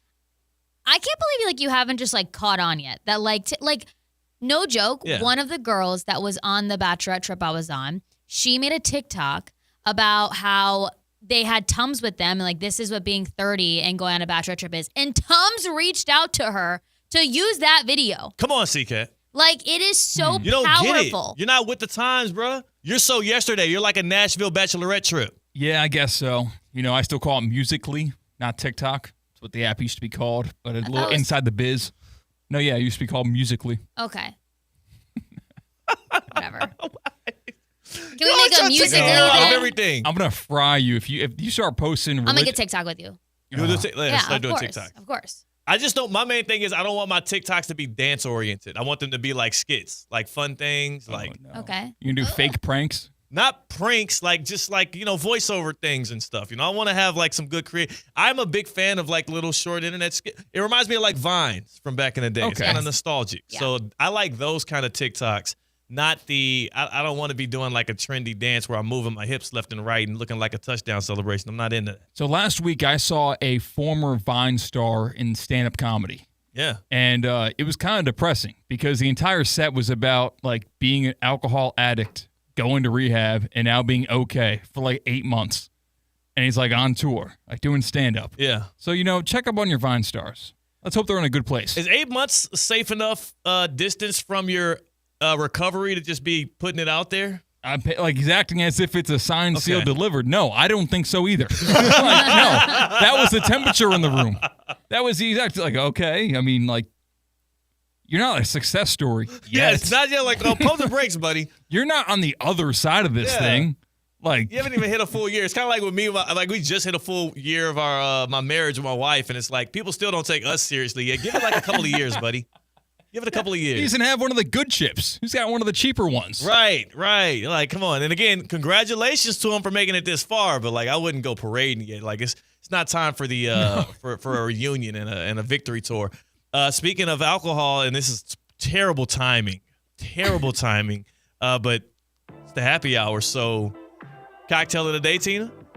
We're gonna do a shot. Oh. Today we're making a shot. Nice, quickly. And this is, I wasn't able to be on yesterday for St. Patrick's Day. This is called the Pot o' Gold shot. Oh, okay, this is a little day late. Yeah, it's a little day late because I couldn't make it on yesterday. It's going to make everyone nauseous that it went too hard yesterday. Yeah. Like, oh, Bailey's. I can't look at it. They can think of this shot and make it next year.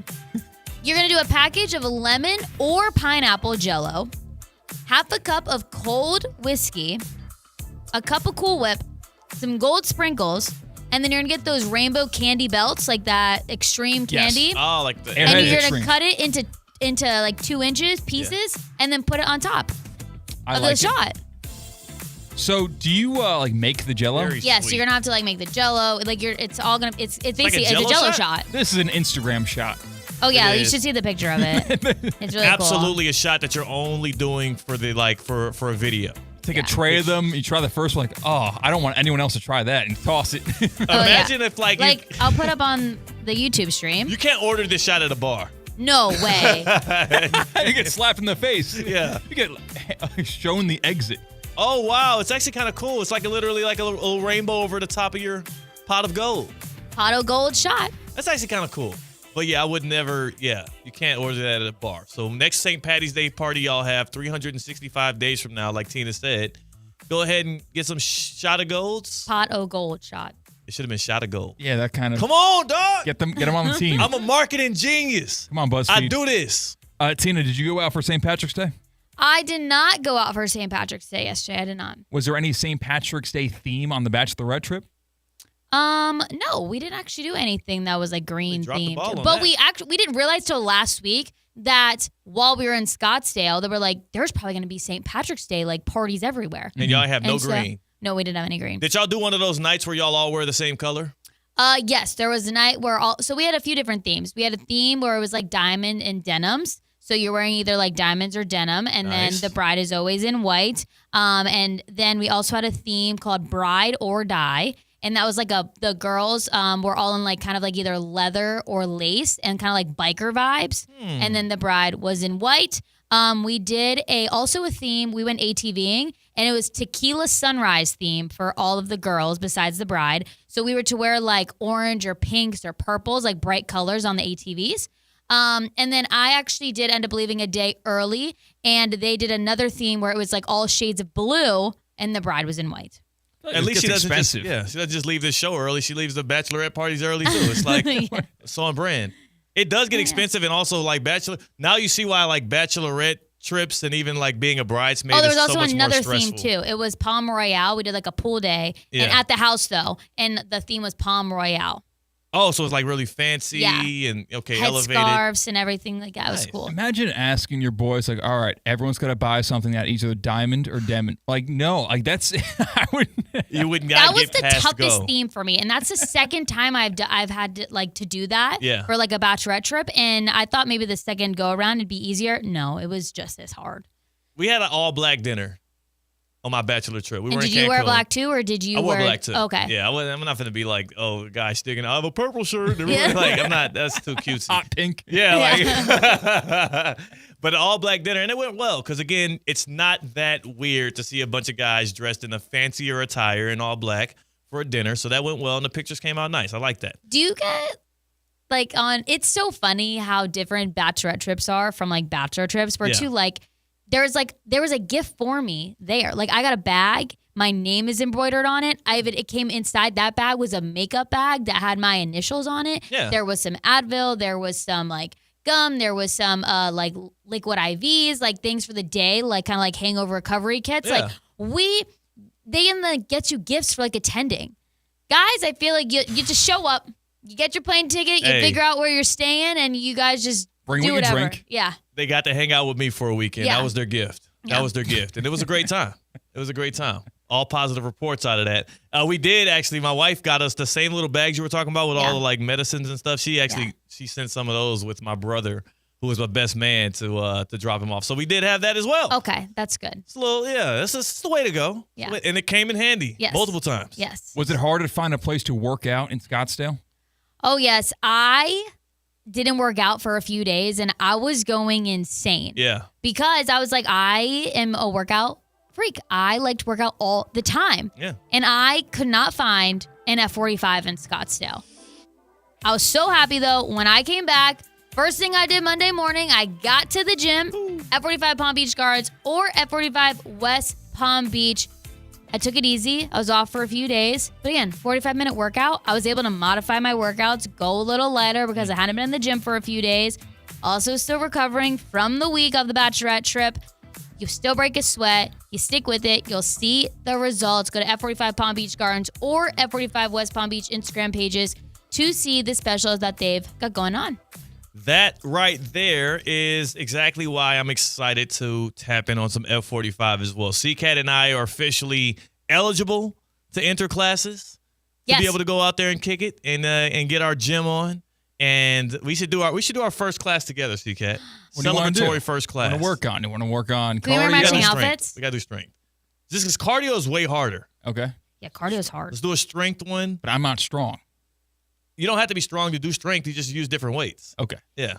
But strength is going to be a lot less. Right? It's gonna be the strength days are like more slower pace, and you're just focusing on like the weight and going up in weight if you want. And like cardio days, you're like you're breaking a sweat. You're doing a lot. Yes. Last thing you want to do is walk right in and do a cardio day first if you're not already kind of like in motion with that kind of stuff. A strength day I think will be cool. And you are strong, CCAT. I saw you open up that door with no problem earlier. Thanks. It actually was. It was bad.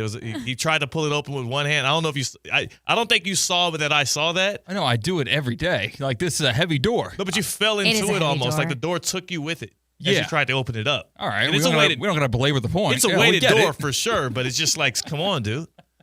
So No maybe problems after you go to F45. 2 weeks of F45, you'll be opening that You're door. gonna run no through that issues. door. Yeah. We might have to rehinge it. Might pull that door off the hinges. What's the next topic? I think it's time for us to get ready to do our draft. Our draft of champions in the March Madness. Did you know this was happening today, Tina? No. Of course not. No. Forgot to tell you. You might have told me in the group text. So I sometimes get those. I sometimes don't. Right. Well, I didn't.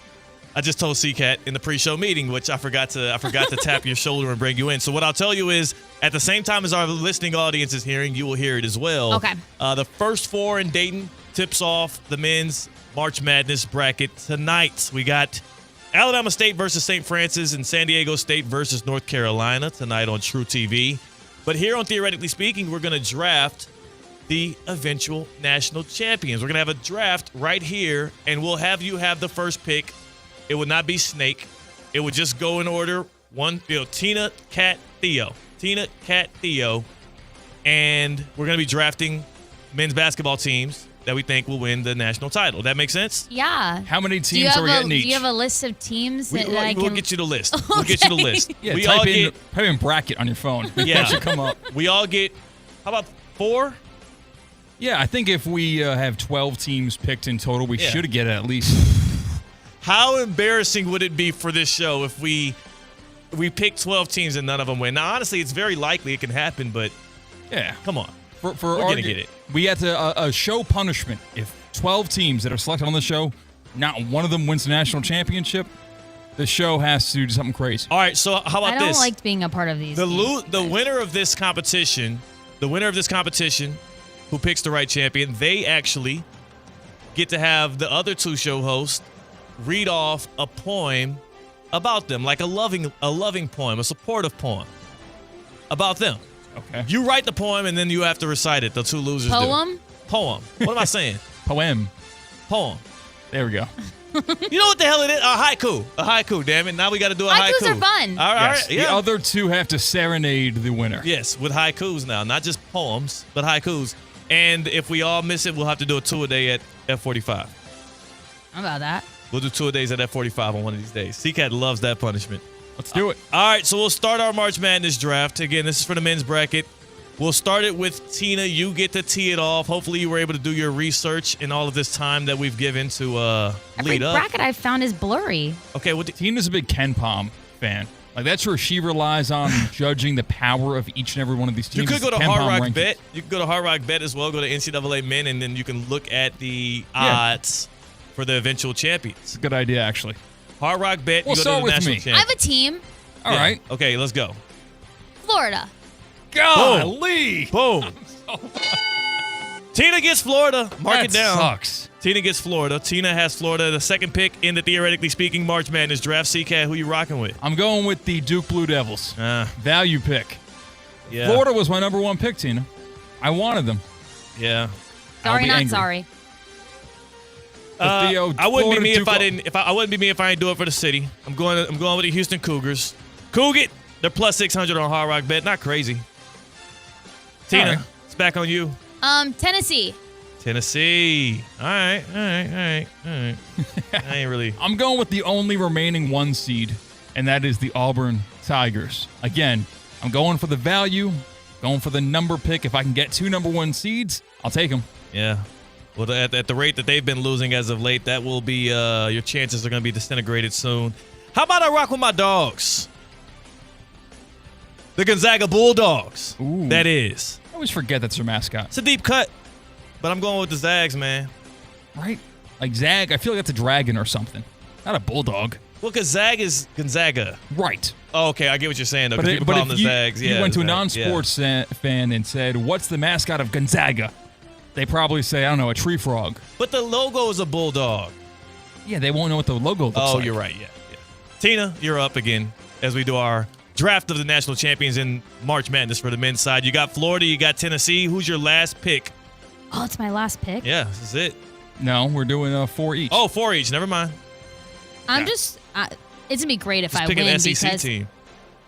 I don't know what that is. I'm gonna go with St. John's. Oh, Ooh, damn it. I another thought I good could save pick. them. That was okay. That was really, yeah, she might actually end up winning this thing. It's a pretty good draw. C-Cat, you got Duke and Auburn, Cat. Who you going with your third pick? I'm going to go for the 2 seeds. Boring and chalky, Oh, you're I so know. corny. But I'm going to go with the Alabama Crimson I hate Tide. you. I want to be serenaded by Tina and Theo. I hate you. I'm on. All right, well, give me Texas Tech. All right. I know the play-by-play voice. Shout out Jeff Haxton. Jeff Haxton, if we don't win this thing together, Jeff Haxton, I'm gonna just be very angry. No threats here. Tina, as we draft our national champions out of the men's bracket with a poem, a haiku on the line, you got Florida, you got Tennessee, you got St. John's. Who's your last team you're rocking with? Did anyone pick Drake? No, we didn't. They're next on my big board, so please don't take them. I'm taking that one. All right. You got Drake? Why do you want Drake? Their record is 30-3. That's true. They've won a lot more than they've lost. Fair enough. I think the other Bulldogs too, aren't they? Tina's got Drake. I want to see how far down Drake is here, and they are plus on Hard Rock Bet. I don't even think they have odds. The hotline bling. I'm going to go with Michigan State. Oh, my God. 2 1 seeds and 2 2 seeds for my selections. Take it to the bank. Okay, here does the Drake Bulldogs plus 50,000. That's insane. Plus 500 to 1. 50,000. The Drake Bulldogs. You never know. You're national. You never know. I think we do. I think I got 3 though that are pretty good. You so do have we'll, good. I bet $1 on them to win. You win $500. You bet. I will put $1 down now for you. Who was that you got again? You got Michigan State. Oh, you're couple of 1 seeds, couple of 2 seeds. CCAT is so whack, What bro. could go wrong? That's so whack. Listen, I want. Can I replace Drake? No. It's Your hand is absolutely off not. the chess Yeah. piece. Literally, the next piece has been moved as well. It's over with. You're locked in with Drake. Can't wait till this graphic goes out. People are like, what the hell does she know? Did you think Drake was Duke? No. No, I can see Duke on the other side. Just making sure. You have Duke, right? I have Duke. I got screwed by going last. I should have made a snake. Should have made a snake draft. All right. This sucks. You know what? Give me Michigan. All right. Give me Michigan, man. Give me Dusty. And Dusty, we trusty. I'm rocking with my guy. So, in quick recap, Tina has Florida, Tennessee, St. John's, and Drake. CCAT has Duke, Auburn, Alabama, and Michigan State. And I have Houston, Gonzaga, Texas Tech, and Michigan. I've absolutely screwed myself in this, but I like reading haiku, so this should be fun. It is time now for us to make 2 lucky people. No. What do you mean? That just I more guess, than 2? yeah. Yeah. We'll have 1 winner who gets 2 tickets. Yeah, so there's going to be 2 lucky people then. 2 fans who That's are going to my have fault. the thrill of their lifetime this weekend. It's fine. It's at Homestead, Miami. You know what? You're fair for criticizing me because you've been the lead guy on the NASCAR giveaways. So you figured I got it wrong, but this time I was actually locked in. We're giving away tickets to Homestead Miami Speedway this weekend, and all you have to do is win by answering a race car riddle correctly. CCAT is going to give you the riddle. I'm going to call for the phone numbers, and the first caller that's able to get this thing right, 2 tickets. Saturday tickets this time? Yes. Saturday tickets. You're going to the Xfinity Series on Saturday, March 22nd. Gnarly. Did they say gnarly in NASCAR? That is snowboarding. Okay. Shred gnar. What do they say in NASCAR then? Just boogity, boogity, boogity, let's go racing. That's what they say. What's the riddle? All right. Again, I'm going to be referring to a NASCAR driver, current or former or a legend, who knows? I'm called a rowdy. I race with flair. Driving for Joe Gibbs, I take the dare. I've won in all series. I aim to inspire. The M&M car lights up the fire. Oh! Who am I? I know this one. I'm not allowed to say it, though. That will mess up the contest. It sure was. Don't do Tina, it. do you know this one? No. I know this one. The M&M car. 888-760-3776. 888-760-3776. The iconic M&M car. I mean, how could you not remember this? This brings back nostalgic days of me watching SportsCenter. Race car riddles. 888-760-3776. Hit us up if you know what NASCAR legend CCAT was talking about, and you could win 2 tickets to Saturday at Homestead, Miami. Quickly, I'm called rowdy. I race with flair. Driving for Joe Gibbs, I take the dare. I've won in all series. I aim to inspire. The M&M car lights up the fire. Who am I? That M&M car, that gives it away. It's too easy. 888-760-3776. This weekend, I'm having my first NASCAR experience. Maybe you will as well. Call Cat. Give the answer. We'll give it on the other side. That's CCAT. That's Tina. I'm Theo Dorsey. It's the happy hour on Theoretically Speaking on ESPN 106.3. Live from the Anajar and Levine Accident Attorney Studios. Anajar and Levine Accident Attorneys. Call 1-800-747-FREE. This is ESPN 106.3. The Club at Lost Lake, a championship Fazio design golf course in Hope Sound. Golf and social memberships are now available with no waiting list and immediate access. The course and club will see over $10 million in capital improvements and is one of the best private club values in the area. Experience the beauty and challenge of this renowned course for yourself. Enjoy year-round access to exclusive amenities and events. Visit clublostlake.com to schedule a visit today. Don't miss out on this incredible course. And please, putt responsibly. Duffy Sports Grill isn't done celebrating St. Patrick's Day. Celebrate the taste of Ireland now through April 7th. Indulge in Duffy's favorites like thinly sliced certified Angus corned beef and the Reuben Burger on a half-pound certified Angus patty. And raise a glass with Irish favorites like the Jameson Green Tea Shot, Creamsicle Martini, and Jameson Black Barrel Old Fashioned. Taste of Ireland now through April 7th at your nearest Duffy's. Duffy's, our game is always on. Lytle, Ryder, Smith, Ivy, and Fronrath, proudly representing the residents of South Florida since 1985, and proud supporter of Inter Miami FC on ESPN West Palm. Lytle, Ryder, Smith, Ivy, and Fronrath has attorneys across South Florida ready to fight for your rights. They've recovered billions for their clients, and you won't pay anything unless you win your case. If you have been injured, call the attorneys at Lytle, Ryder, Smith, Ivy, and Fronrath, 561-867-4117, or online at foryourrights.com. Main office in West Palm Beach. Welcome to TGL, presented by SoFi, golf's newest league. It's sharp and it's electric. How is it sharp? How is it electric? Good questions. Try this on for size. 2 hours of hammer dropping, overtime, forcing, playoffs on the line, golf. With 24 of the best players from the PGA Tour, split into 6 teams: Atlanta, Boston, Jupiter, LA, New York, and the Bay. This isn't your average Sunday pickup game. Tune in every week for TGL matches, only on ESPN. Keep up. It's golf.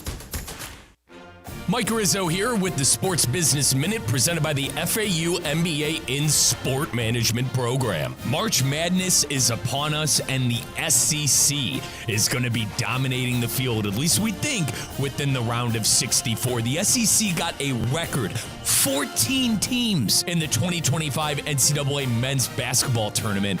It's a league that has been considered the best all year. It's a league that's been considered one of the deepest all year. And if you're a numbers guy, the bid of 14 teams accounts for more than 20% of the bracket. We'll see if an SEC team is able to hoist up that trophy at the end of the tournament. This is the Sports Business Minute presented by the FAU MBA in Sport Management program. Accelerate your career in sports with the program committed to developing top-notch executives and managers with a focus on the job placement for students and graduates. The FAU MBA in Sport Management program.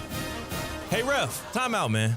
All right, team, we're only down by 5. We can still win this. Grab some water and get back out there.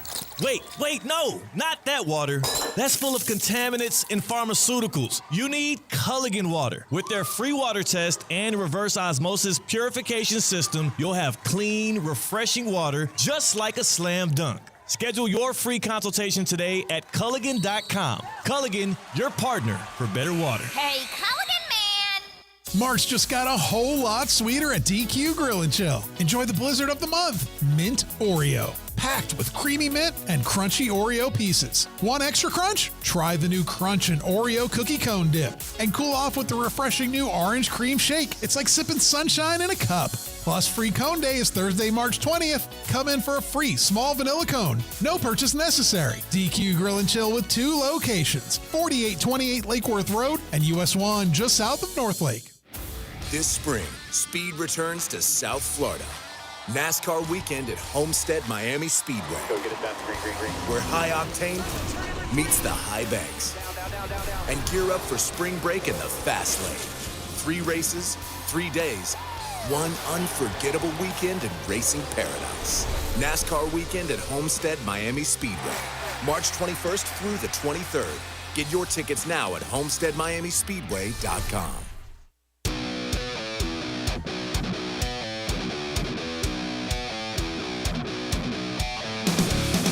Live from the Anajar and Levine Accident Attorney Studios, Theo Dorsey is theoretically speaking. Streaming live on YouTube, here's Theo Dorsey. 3 races in 3 days. We're talking about Homestead Miami Speedway this weekend, and we're doing a little race car riddles on Theoretically Speaking here in the happy hour. CCAT, we got Anthony, who's joining us right now on Theoretically Speaking. Before you pop him up, can you give the riddle one more time? Sure, and again, if Anthony gets this riddle correct, he's going to win a pair of tickets to the Xfinity Series race on Saturday down in Homestead, Miami. Here is the riddle. I'm called Rowdy. I race with flair, driving for Joe Gibbs, I take the dare. I've won in all series, I aim to inspire. The M&M car lights up the fire. Who am I? Anthony in West Palm, the floor is yours. Kyle Busch. Kyle Busch. Let's do it. Is that right? He got it. Absolutely, that's right. Anthony, hey, it's time to celebrate. It's time to vibe out. Who you bringing to Homestead? Probably my brother. Your brother. Now, All right. you know what? You're locked into that decision now because you said it on wax. You said it publicly, so your brother's going to clip this and hold you to it. Congratulations, Anthony. Enjoy some good racing this weekend, as I will be doing the same. I got to love that. Got to love that. A little brotherly love right there. If you got this, would you like, you would take your girlfriend, though, so you already got that locked up. I don't know.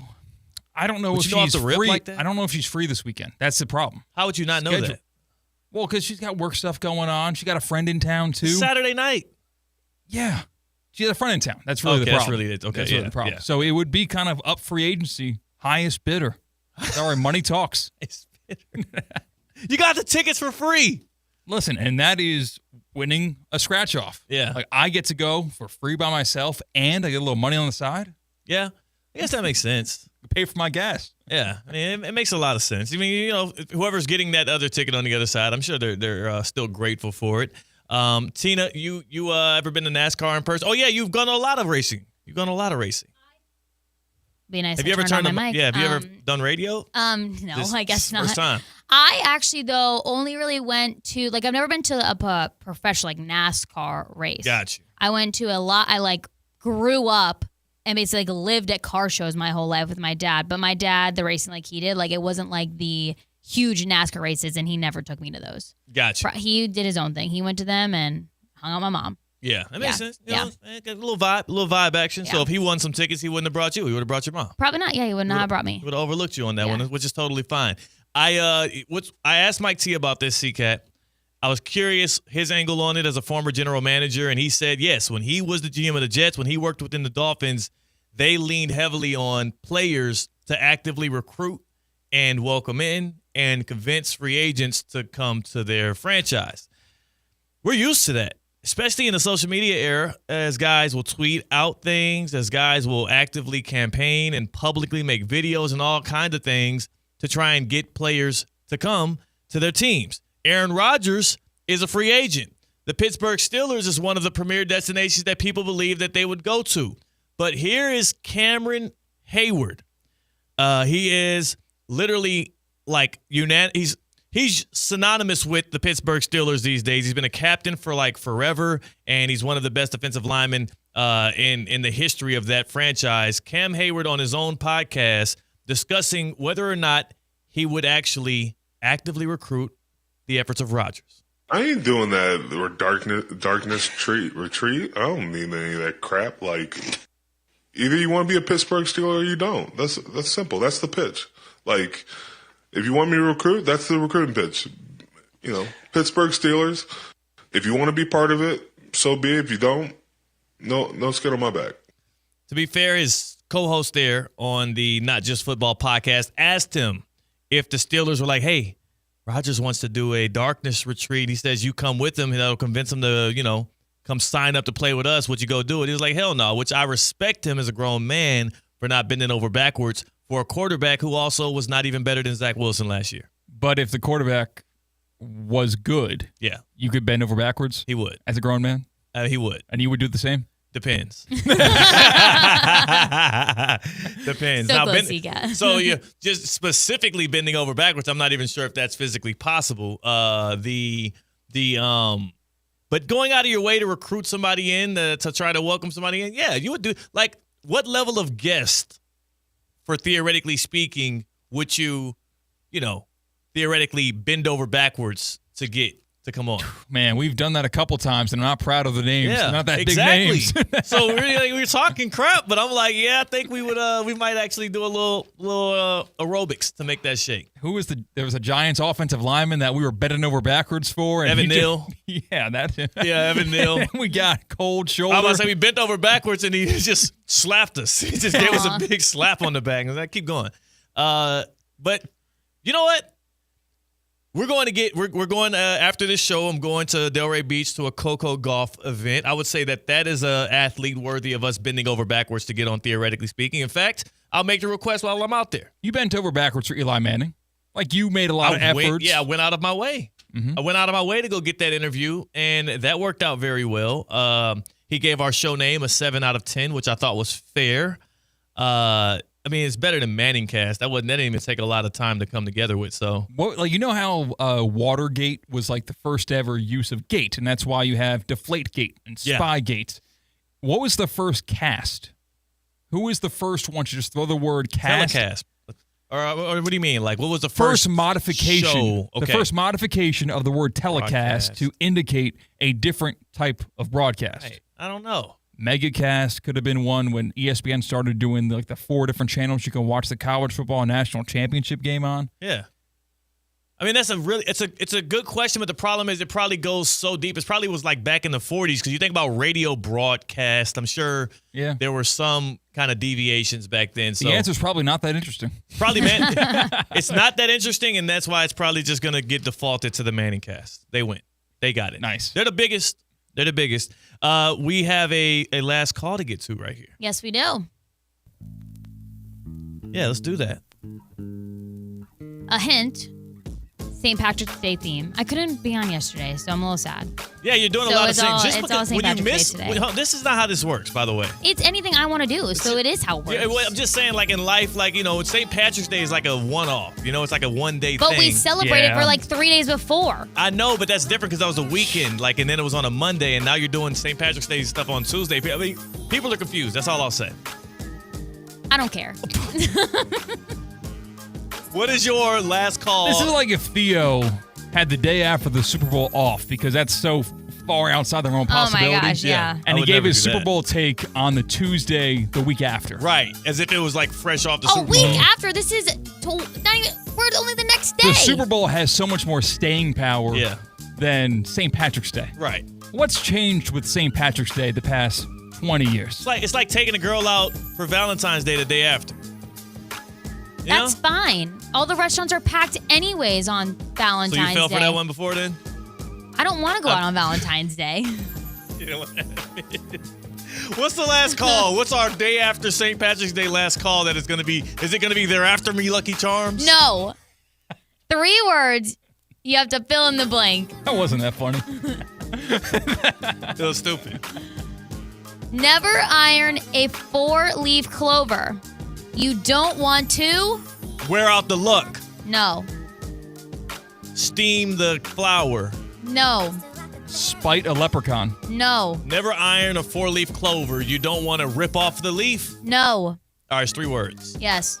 Never iron a 4-leaf clover. You don't want to burn your luck. You're close. You don't want to smoke your luck.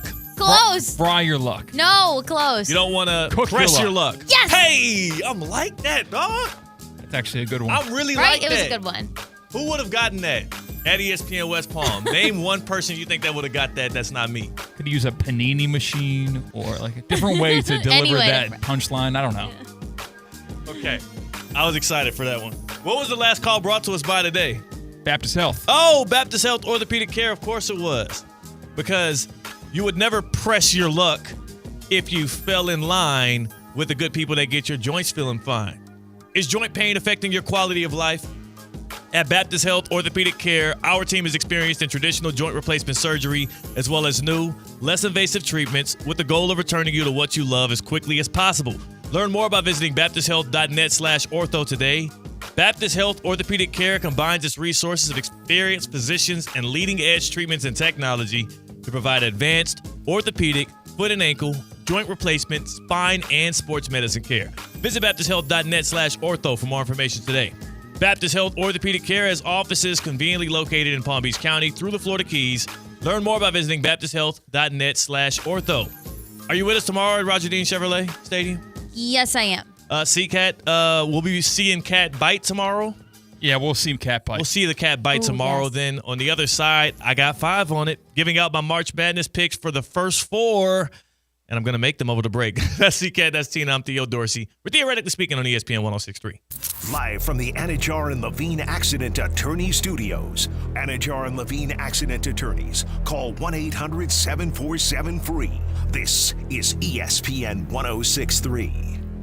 Hi, this is Scott Smith of Smith, Ball, Baez, and Prather, Florida Injury Lawyers.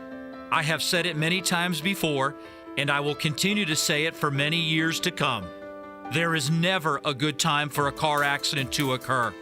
and most certainly never ever a good time to suffer injuries in any type of an accident.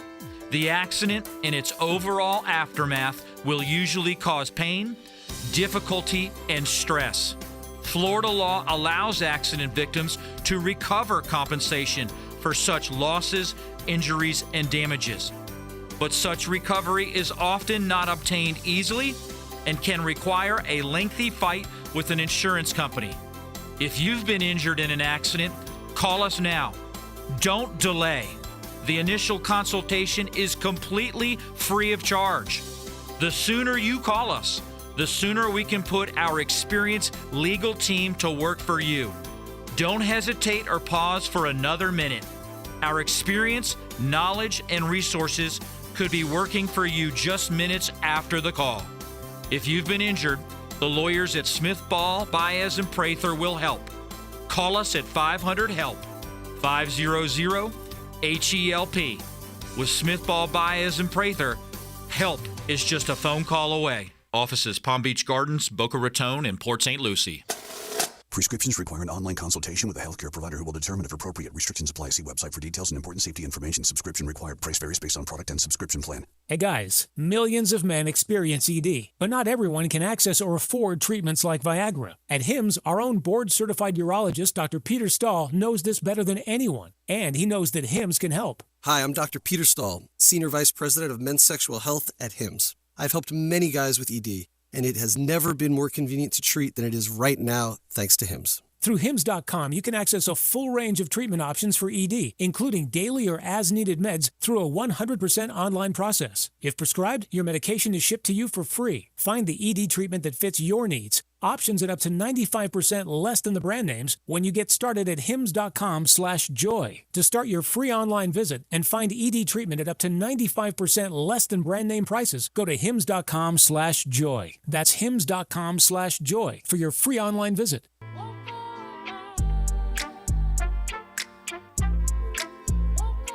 What? Live from the Anajar and Levine Accident Attorney Studios, Theo Dorsey is theoretically speaking. Streaming live on YouTube, here's Theo Dorsey. I missed what you just said, by the way.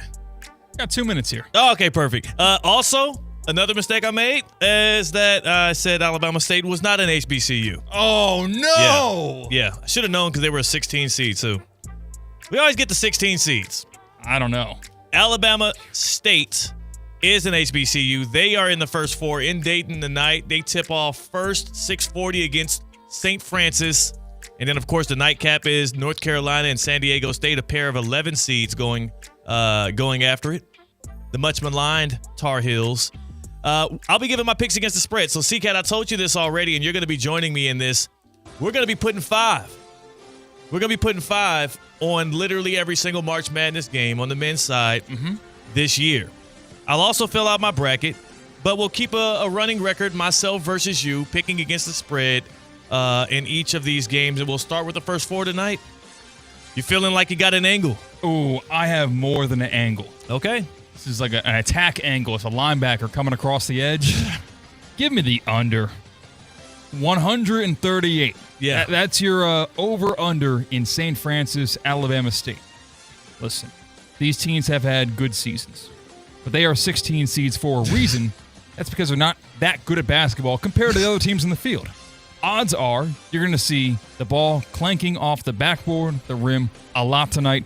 I feel a whole lot better rooting for misses than makes, so I'm going to take the under 138 in the 16 versus 16 St. Francis, Alabama State Rooting game. for under is like the worst. That absolutely is a miserable watch. I got to go with Alabama State minus 3.5, mainly because I have to right my wrongs of forgetting that is the Alabama State, not Alabama A&M. That is obviously an HBCU. And I will be disowned by many people for screwing that up earlier. So I got Alabama State minus 3.5. You have the under 138. On Hard Rock Bet, we got the 11 seeds. North Carolina, 4.5-point favorite against San Diego State. Quickly, I'll give you my. I think North Carolina has got something to prove. Yeah, and I'm going to take them minus 4.5. I can't lie. I'm with you on that. But instead, since I can say I don't want to be with you all the way, I'm going to take the over. Okay, 142.5. I like this one being a dogfight. I like them kind of going after it. I like guards on both sides. I like a lot of scoring in this one. Those are our picks against the spread for tonight's first 4 games. We'll be doing that all throughout March Madness. So stay locked in. We're here on Theoretically Speaking. Go in love, go in peace, go enjoy. Russo and Rizzo on the road, ESPN 106.3. Welcome to TGL, presented by SoFi, golf's newest league. It's sharp and it's electric. How is it sharp? How is it electric? Good questions. Try this on for size. 2 hours of hammer dropping, overtime forcing, playoffs on the line, golf. With 24 of the best players from the PGA Tour, split into 6 teams: Atlanta, Boston, Jupiter, LA, New York, and the Bay. This isn't your average Sunday pickup game. Tune in every week for TGL